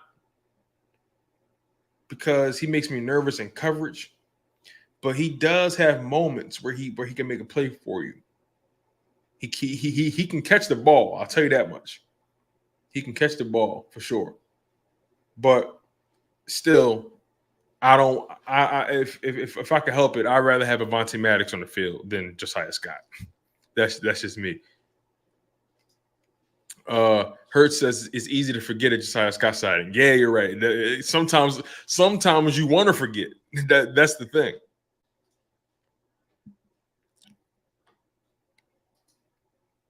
RJ says that's because it bounced off Slay. Yeah. Now it's coming back to me. Damn. Yeah, I don't know, you guys. But the safety position is definitely up for grabs, without a shadow of a doubt. Now, moving on to the other side of the ball, right guard, Tyler Steen versus Cam Jurgens. I think I understand that the Philadelphia Eagles prefer to have a big body next to Jason Kelce, so he's not compromised. But I think it's going to be Cam Jurgens out there. I don't think this debate is going to be too. I don't think it's really a debate unless Cam Jurgens just falls off a cliff. I think Cam Jurgens is going to be the right guard. But also remember this: it's not just Tyler Steen. Jack Driscoll was competing for that spot as well. You might see Jack Driscoll be the starting right guard. But also at the same time, the Philadelphia Eagles, they like having Jack Driscoll coming off the bench so he can, come in at a moment's notice. They do like that. So maybe Jack Driscoll isn't poised to be the starting right guard because they have their own plan for him. But when it comes to Tyler Steen and Cam Jurgens, that's going to be interesting. But I just think I think Cam Jurgens has that locked up. That's just my thought. What do you guys think? Can Tyler Steen challenge Cam Jurgens? RJ says we need Cam to not be right tackle, ball small, man. No, yeah, for sure. Cam Jurgens, well, I think you mean right guard, RJ, because there's no way ever you would ever see Cam Jurgens playing right tackle ever. But right guard, yeah, I think he can play it because from a size perspective, he's actually a similar size to Isaac Seumalo. Isaac Seumalo wasn't the biggest dude. He wasn't. You know what I'm saying? Like he wasn't. And remember, muscle weighs muscle weighs more than fat. Isaac Seumalo, he had muscle, but he had a lot of fat on him. And Cam Jurgens, he's more muscle than anything. So maybe he looks smaller than Isaac Seumalo, but Cam Jurgens and Isaac Seumalo, they're similar in weight. They're similar in size. But Tyler Steen, man, that's a big kid too. So it all depends on how fast he can pick up the, what Jeff Stoutland is asking of him. But overall, if I had to bet on it, I think it's going to be Cam Jurgens out there. That's what I really think. Just Mike says Isaac had more hair. Well, more hair can definitely make you seem bigger than everybody else. HMG says, why put Jurgens at guard for a year? Hey, man, you never know. Like, see, I think the long-term plan is Maylard at left tackle, Landon Dickerson at left guard, Cam Jurgens at center, Tyler Steen at right guard, and Lane Johnson at right tackle. I think that's the long-term solution. But even then, the Philadelphia Eagles got to start thinking about, okay, who's going to be the new right tackle going forward, right? Because when you think about it, really, the Philadelphia Eagles are in good hands. Jordan Mailata, young. Landon Dickerson, young. Cam Jurgens, young. Tyler Steen, young. Right tackle, Lane Johnson maybe has another 2 or 3 seasons left in him, maybe, if you include this one. Lane probably got another 2 or 3 seasons left in him. And it also depends if he stays healthy as well. Lane can't afford to have another big injury. I think if he does, that can really set him back. HMG says Steen should play if it's going to be his position next year. Interesting. But you gotta think about it from this perspective, HMG. I understand your perspective. You're looking at it like, what's the point? Right? I totally understand your logic. But look at it from this perspective. If you're an offensive lineman for the Philadelphia Eagles, you need to understand all phases of that line. You need to know how to play center, guard, tackle. Obviously, depending on your size and your skill set, you need to be cross-trained if you're going to be on the Philadelphia Eagles offensive line. It's just that simple. If you got drafted as a guard in Philly, you're going to learn how to play center. You're going to learn how to play left guard. You're going to learn how to play right guard. And if you're big enough, you might learn how to play right tackle. What else? If you drafted at left tackle by the Philadelphia Eagles, okay, you're going to learn to play right tackle as well, and you're going to also learn how to play guard as well. You get what I'm saying? So it's not outside the realm of possibility. You get what I'm saying? But I do understand your logic, though. You kind of feel like, what's the point? He gonna beat her anyway, so what's the point? Marina says Driscoll's the best option at right guard. Jurgens is small. Steen never played guard. The Kelee signing frees up Driscoll's start. Interesting. That's if Kelee makes the roster, though. He has a lot. He has a lot of experience. Don't get me wrong. He has a lot of experience. But the Philadelphia Eagles are going to have outside of the starting 5 offensive linemen. I think they're going to have 8 offensive linemen activated. So I think one's going to be Steen, one's going to be Driscoll, and one's going to be Cam. And if Tyler Steen isn't ready, then they're probably going to practice squad him. But here's the thing, though. If he's on a practice squad, then they're not going to put Steen on the practice squad because they don't want nobody to scoop him up. So I don't think Kelee makes the roster because, well, actually, you know what? He might. Actually, you know what? He might. Because if you got Melad at left tackle, Dickerson at left guard, Kelsey at center, Cam Jurgens at right guard, Lane Johnson at right tackle, then you got Driscoll. That's 6 offensive linemen active. And then you have Tyler Steen, that's 7 offensive linemen active. And then you got Kelee, that's 8. So okay. I can see them having 8 offensive linemen active. I can see that.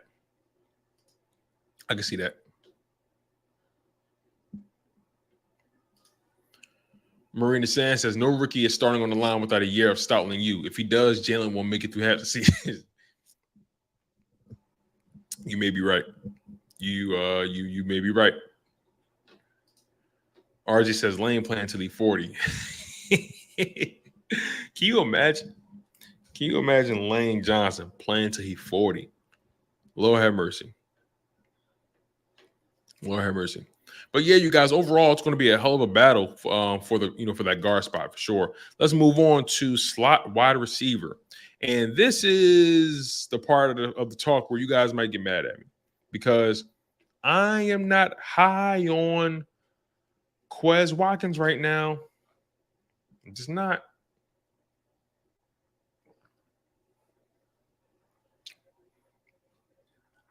I'm not high on Quez Watkins right now, you guys.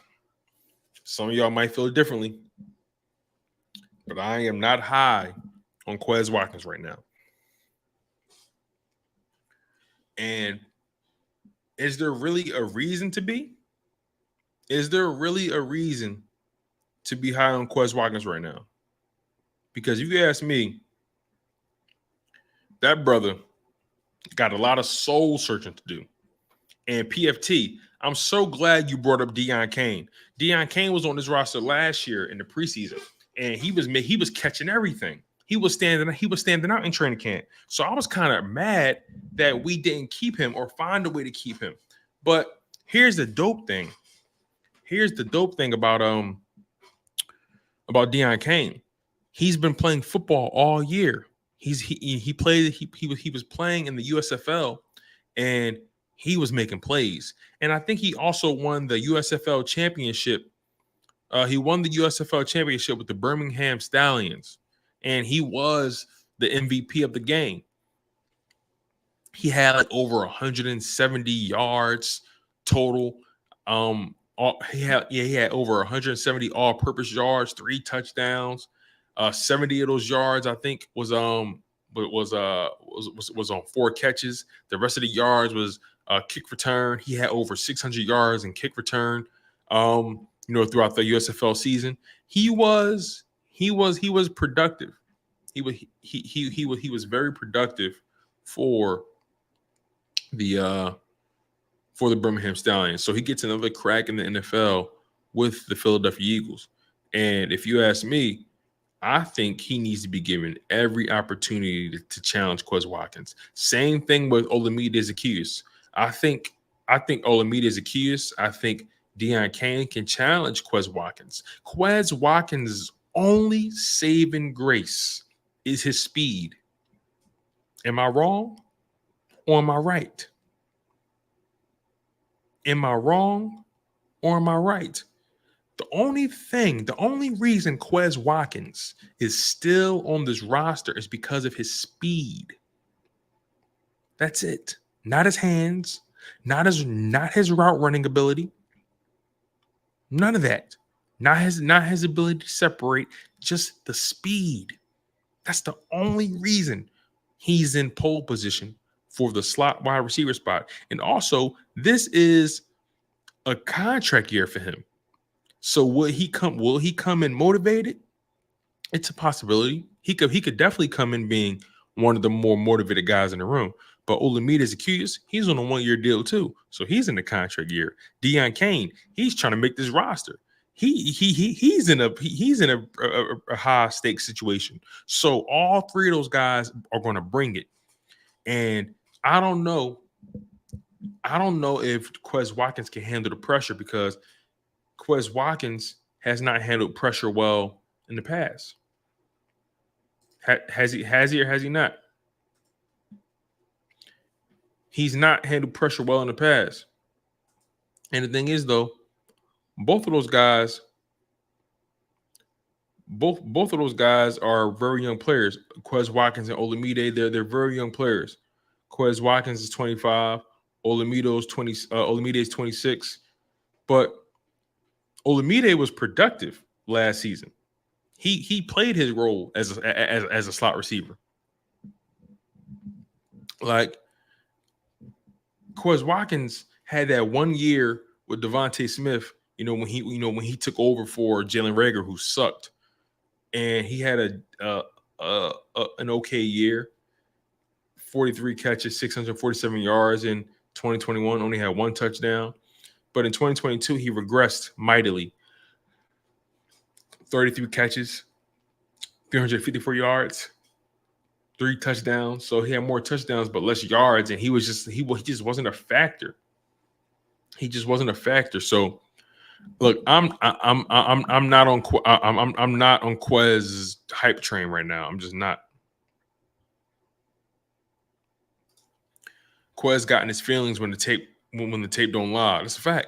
That's a fact. When the season was over, you saw Quez Watkins talking about, I'm gonna make y'all eat y'all mother effing words, all that kind of stuff. I'm like, Quez, dude, please stop putting more pressure on yourself, because it's not a good look, and you have no leg to stand on. Like, you're not guaranteed anything, especially being in the contract year, and you were a 6th-round pick. Quez, read the room, my man. Be humble and put the work in. Stay off Twitter. RJ Live says, Quez still gets my blame for the Super Bowl. I know Pro Football Talk disagrees, but he dropped the most important pass of the game. Man, don't get me started on that. The Observer says, wide receiver 3, I believe, will be Olamide Zaccheaus, and Goddard with Quez as the 4th option, deep threat, less targets. Goddard was working with the slot receivers this offseason. And that's another, I'm glad you brought that up, The Observer, because when it comes to the pecking order of this receiving group, and that includes tight ends, you have A.J. Brown, Devontae Smith, Dallas Goedert, and then after that, it's a competition. After that, it's a competition. Will it be Quez? Will it be Olamide Zaccheaus? Will it be Deon Cain? It all remains to be seen. But I liked what I saw from Deon Cain last year. As a matter of fact, let me make sure. Like, Deon Cain is I think he's a bigger body too. He's a bigger body too. Deon Cain, Deon Cain is 6'2", 202 pounds, and he has speed. He has speed, and he has vision, because he returned a lot of kicks, a lot of punts for scores in the USFL. Now, granted, it's the USFL. It's a different level of competition, but that vision doesn't just go away because of who you're playing. That speed doesn't go away because of who you're playing. Deon Cain obviously has some kind of speed for him to be able to take it to the house multiple times in the USFL. Those guys are still pros. Those guys are still, borderline NFL talent. You know what I'm saying? Those guys are still, playing fast. Those guys are playing for something. So you think they was letting him do that? I think Deon Cain has a chance to make this roster for 2 reasons. Reason 1, the slot receiver position is up for grabs. And reason 2, the Eagles special teams needs a spark. And if he can provide that, returning kicks and returning punts, he can make this roster. HMG says, I'm tired of hearing Quez got speed. Quez needs hands. I think Deion Kane got better hands than Quez. Did you guys see that game where I think the Eagles were playing against the Browns in the preseason last year? Deion Kane was catching everything. He was catching everything. Just saying. Pro Fan Talk says big-time players made big-time plays in big-time games. Quez did not. Bingo! And Deion Kane, even though it's the USFL championship, that was a big game for them. That was a big game. And he made big plays in big games. He had 3 touchdowns. It matters. Just Mike says, hands trump feet every time. Absolutely. RJ Live says, if Quez catch that ball, we win the Super Bowl. I'll say that till my heart stop. Man, I don't disagree. The Observer Sports says, so you're saying we got a punt returner? No, what I'm saying is you have a guy who's hungry. You have a guy who's hungry, who can actually catch the ball, and who also has speed. So all I'm trying to get across, Observer, is Deion Kane has a chance to make this roster for a couple reasons. One, because the slot receiver position is wide open. And 2, being that we don't have a legit returner. You guys trust Britton Covey to return punts and return kicks. I don't trust Britton Covey as far as I can throw him. And I'm pretty sure I can throw him far.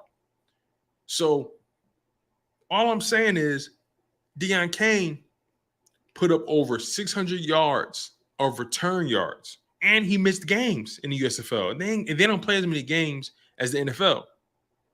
But he put up a lot of return yards in the USFL. That's a skill set. And he has hands, if you ask me. I think he can catch for real. And he has good enough speed that he can probably take the top off. Because if you got speed, because in order to return kicks, you got to have speed. And you also got to have vision. And you also got to have patience.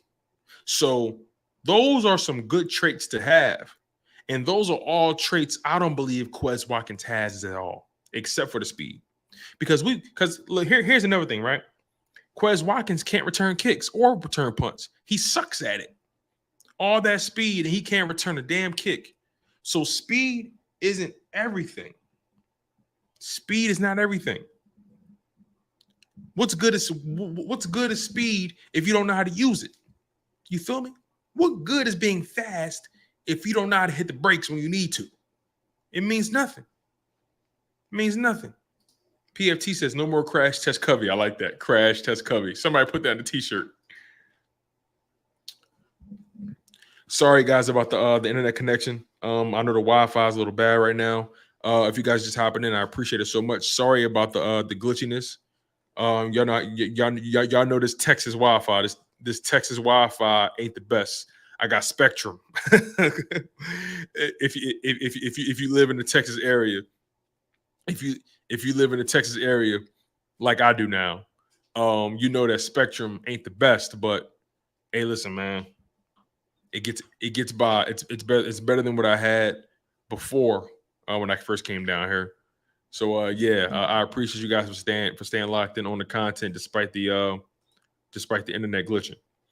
So yeah, like I said, the slot receiver position is up for grabs. Quez Watkins, Olamide Zaccheaus, Deion Kane, it's up for grabs. HMG says, I'm from North Philly living in Dallas. I antagonize cowgirls daily. I hurt feelings down here. Listen, man, when the football season start, man, I'm going to be in my bag down here in Texas.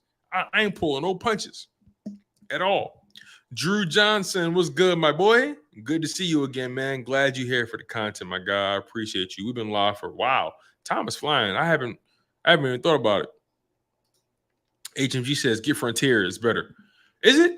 Okay, see, I heard about Frontier, and I kind of heard similar things like in regards to Spectrum. So Frontier is better. Okay, so yeah, you know, maybe I'll try that out. Maybe I'll try that out.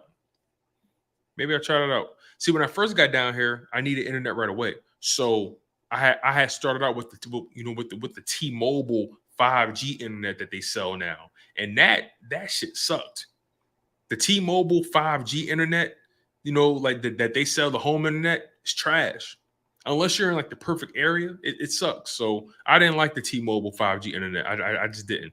And then Spectrum gave me the better connection, and it works for the most part. Don't get it twisted. Like it works for the most part. But then I have moments where things get a little haywire. But yeah, that slot receiver position is up for grabs. Let's move on to the running back position. Now, this one is a little bit more clear because, well, actually, it's not. Because when you think about it, you got Kenny Gainwell back there, Boston Scott, you got DeAndre Swift, and you got Rashad Penny. And you also got who else? And there's another guy back there. Is it Trey Sermon? You also got Trey Sermon back there, and they also brought in Kennedy Brooks. So they got 6 running backs back there competing for time.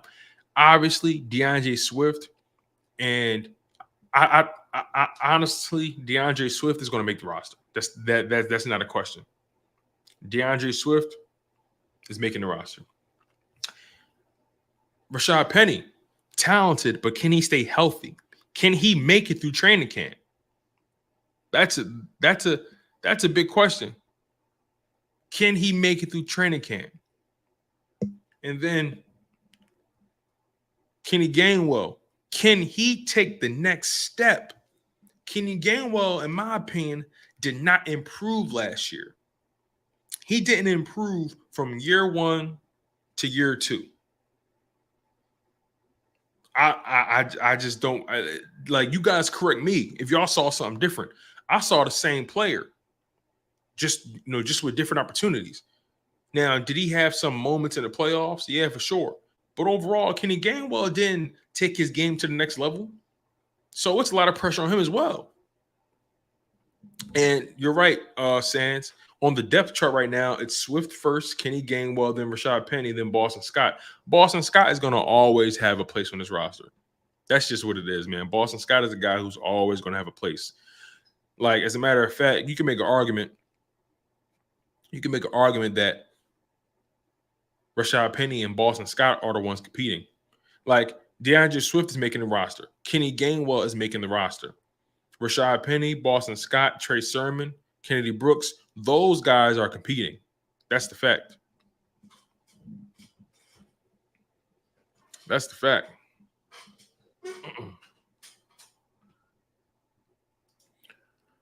PFT says it should be Gainwell, but it will be Swift. Really? You're really high on Gainwell, PFT, because you disagree. He says they didn't give him enough touches.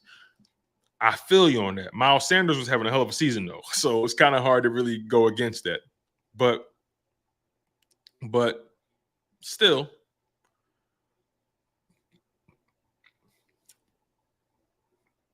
Kenny Gainwell is somebody I expected a little more from.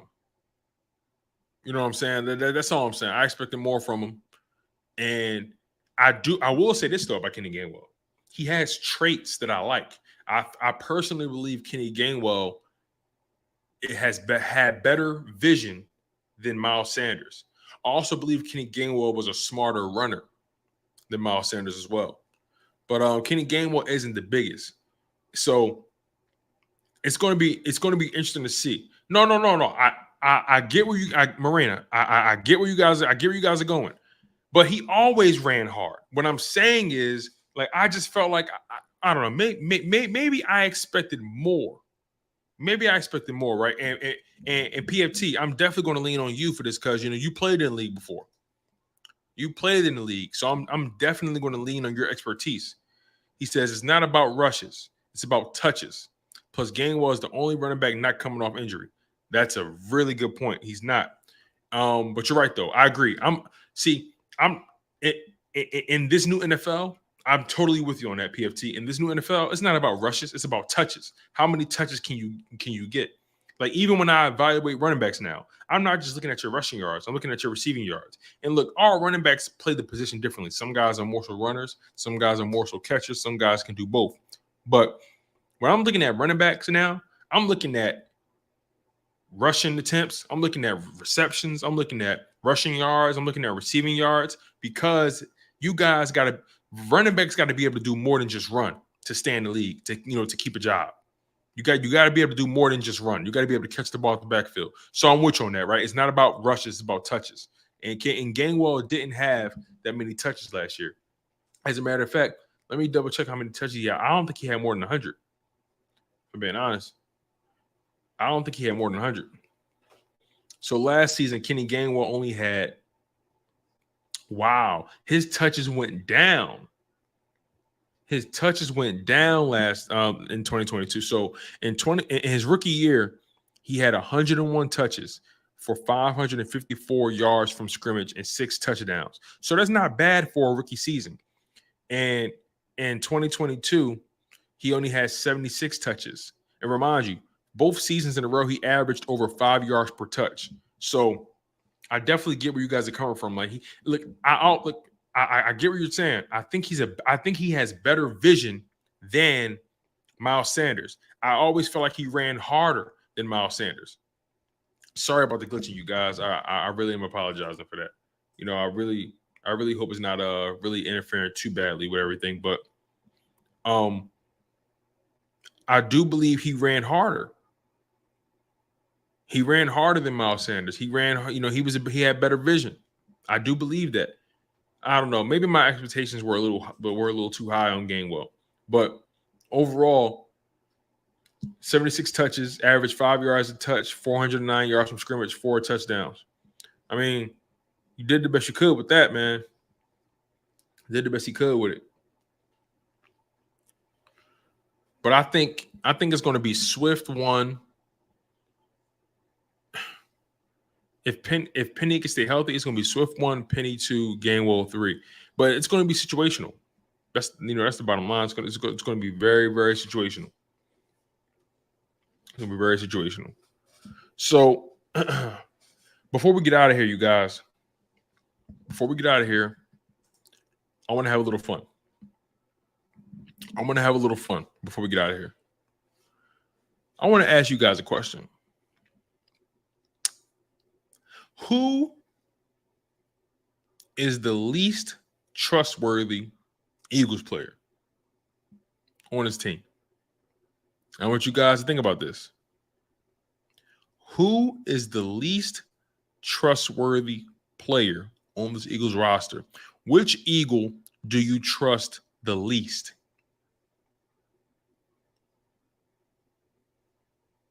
Pro Fan Talk says Barnett.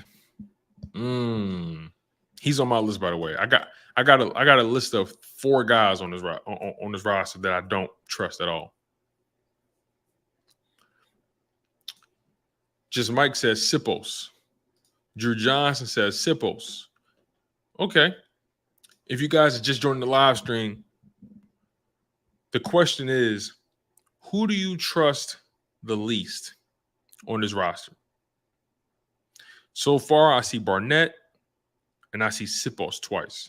For me, it's Kevon Wallace, Quez Watkins, Rashad Penny, and Derek Barnett. I don't trust Kevon Wallace, like I said. I don't trust Kevon Wallace at all. I don't trust Quez Watkins at all. I don't trust Rashad Penny's health. Well, see, here's the thing about Penny. It's not about talent with him. It's about his health. I don't trust Rashad Penny's health. I just don't. And then Derek Barnett, I don't trust his brain. I don't trust his brain, man, at all. I don't trust his brain at all. PFT says we could lump special teams all together. Big facts. RJ says I agree with all those names. Marina Sand says Davis. Oh, okay. All right. Jordan Davis. So you think Jordan Davis is going to be a bust, Marina? That's what you think. You think Jordan Davis is going to be a bust. Interesting. I'm not ready to put Jordan Davis in that category yet. Drew Johnson says Kevon played much better towards the end of the season in Big Nickel. Okay. Just Mike says, don't underestimate the importance of a good punter. No, I'm with you on that. Sipos, I'm surprised I didn't put him on here. I don't trust Sipos at all. He screwed us in the Super Bowl. Look at me going backwards. I don't trust Sipos at all. Also, make sure you guys smash that like button. I really appreciate it, man. Really means a lot to me. So, yeah, like, you know, who else don't you guys trust? So I saw Jordan Davis. I saw Sipos. I saw Barnett. I said Kevon Wallace, Quez Watkins, Rashad Penny. And again, when it comes to Penny, it's not about talent. I don't question Rashad Penny's talent. I question if he could stay out of the damn nurse's office. That's what I don't trust. That's what I don't trust.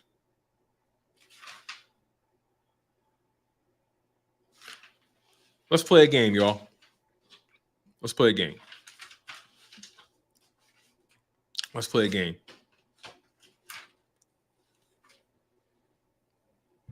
Follow me here, okay? Follow me. You're on a raft. You're on a raft and you're floating in the middle of the ocean. You're on a raft and you're floating in the middle of the ocean, and it's a crazy storm. And your raft is only big enough for you, and your raft is only big enough for another person to join you. So you're floating in the middle of a thunderstorm, in the middle of the ocean, and your raft, your life preserver, is only big enough to hold you and one other person. And you're going through the ocean, and you see Brian Dawkins, and you see Brandon Graham. Who you saving? Your raft can only hold 2 people. That's including you. So you only got space for one more person. One more person. You see Brian Dawkins floating. You see Brandon Graham floating, and they gasping for air. Who you saving, Philadelphia? Who you saving? Just Mike says, B-Dawk. He said that without hesitation. RJ says, I'm saving B-Dawk.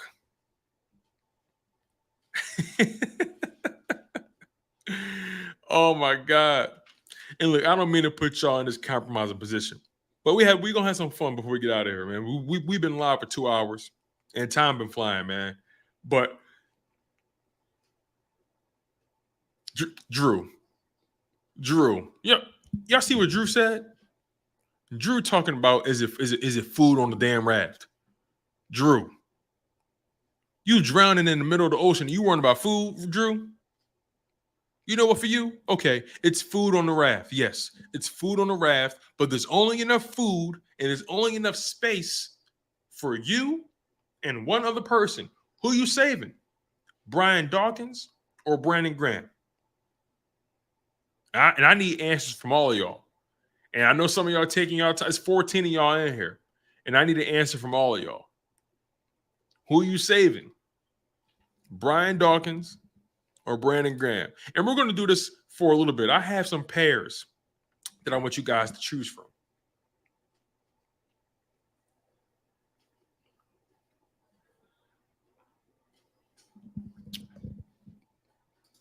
Marina says, if there's no food on the raft, it would be BG, more to eat. Wow. You sound like a psycho. Marina, that's crazy. That's wild. HMG says, let them drown together. It's fair. No, HMG, you got to choose. You got to choose, HMG.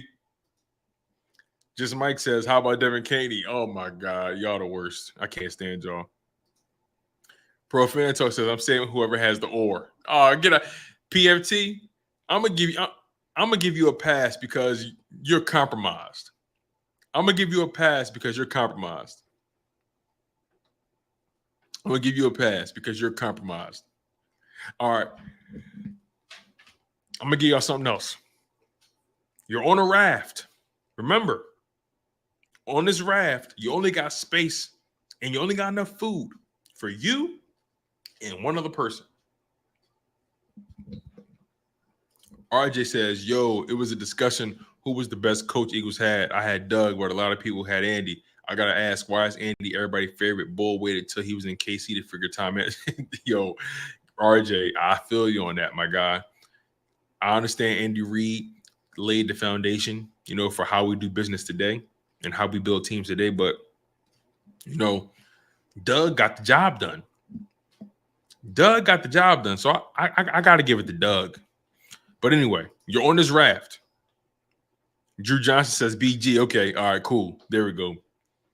He says BG. Eddie Holmes says BG might be too heavy. Hold on, Eddie. He says BG might be too heavy. Don't want him to pull me under. No, he's not gonna. You'll be all right. He's not gonna be too heavy. You'll be good. Like I said, you got space for one person.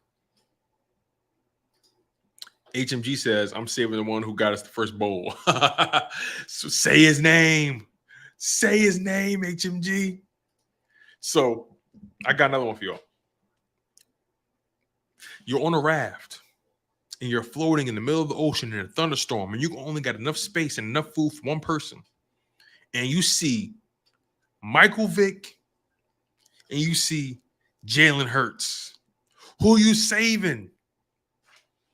You're in the middle of the ocean and you see Michael Vick and you see Jalen Hurts. Who you saving? You only got space on your raft and enough food for one more person.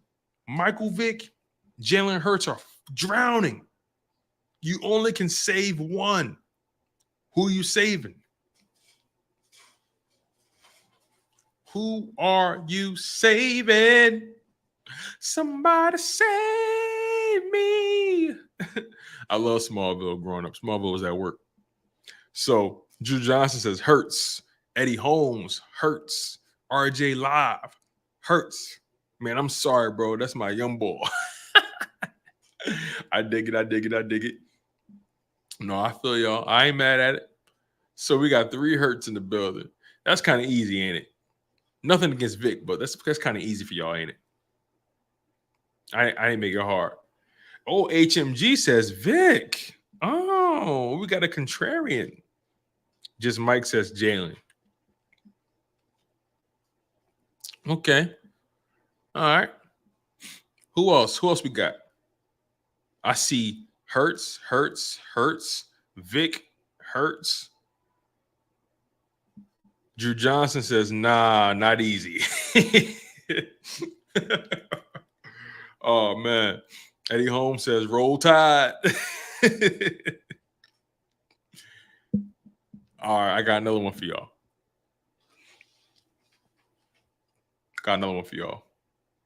You're on a raft. You only can save one. You see Goddard, you see Dallas Goddard, and you see Zach Ertz. Who are you saving? Dallas Goddard or Zach Ertz? Who are you saving? You only got space on this raft for one person. You see Dallas Goddard and Zach Ertz in the building. Who you saving?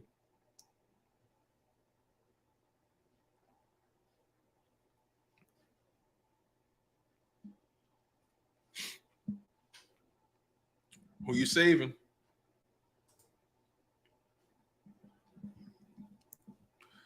PFT says Dallas. RJ says Zach, bro. Drew Johnson says I am picking personality because we're gonna be a minute. Just Mike says, yo, Mike, you ain't shit. Oh my God, Mike, you wrong for that.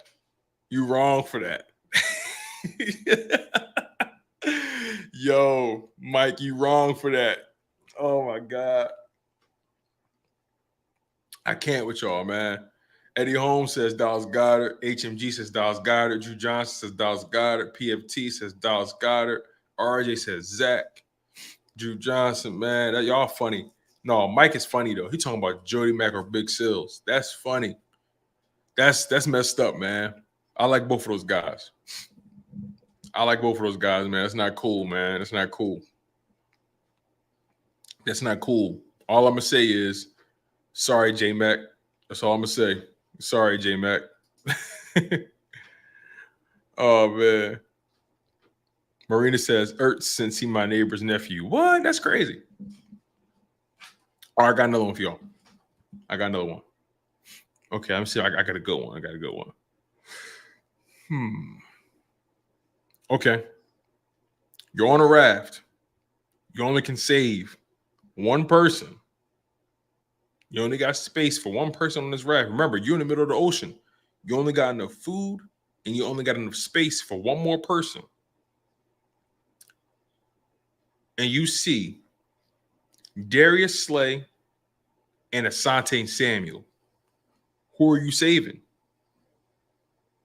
You're on a raft and you see and you see Darius Slay and you see Asante Samuel. Who are you saving? Darius Slay or Asante Samuel?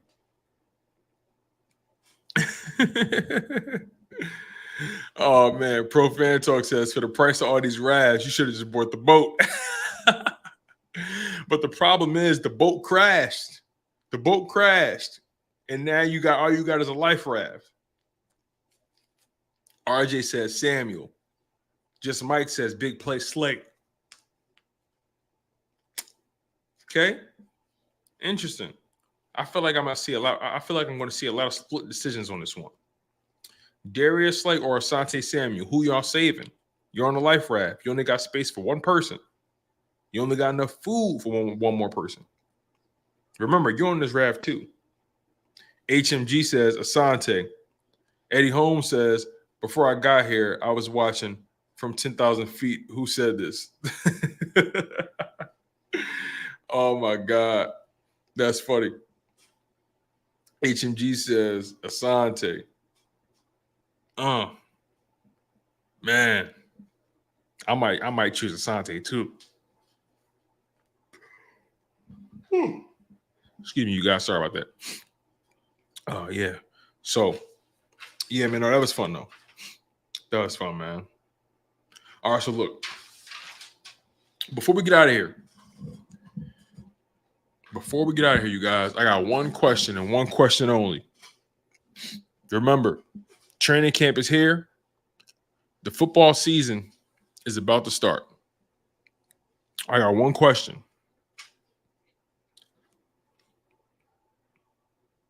What's your favorite game day meal? Before we get out of here, I need to know. I need to know. What's your favorite game day meal?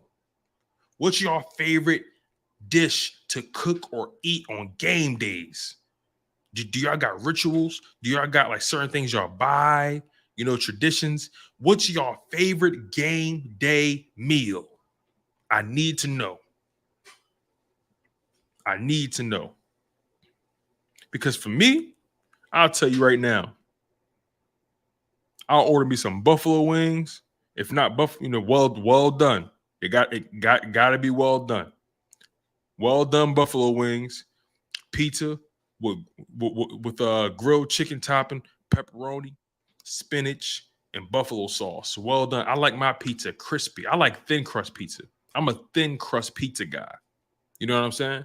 That's my thing. Eddie Holmes says pizza and wings. RJ says lasagna. Really? That's very specific. Lasagna. I never heard that before. Just Mike said beer. And you got to survive to watch the game first. Oh, man. But yeah, cheese steaks or maybe a Wawa hoagie. You know what I'm saying? PFT says, bro, I'm a barbecue fanatic with 2 smokers and 2 grills. If I go down the rabbit hole, oh, God. HMG says Chinese food. Or you a Philly boy for real. My man said Chinese food. he said, listen, let me get 4 wings, fry hard.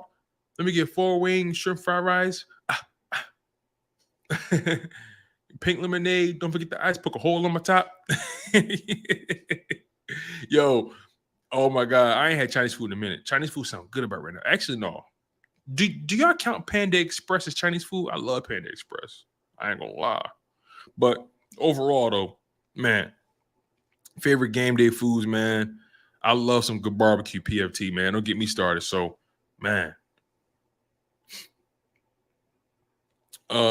Just Mike says PFT. Are you Derek Gunn? No, that's not Derek Gunn.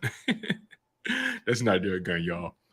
Oh man, but look, We are about to get out of here, man. Look, I appreciate y'all for locking in for as long as y'all did, man. I had a lot of fun on this live stream. I'm back. I'm back with a vengeance. Training camp has begun. The guys are in the building. They got their physicals today. Tomorrow, those guys are going to be on the field, man. It's going to be really exciting, and I'm so happy to be back with you guys. The Philadelphia Eagles are trying to win it.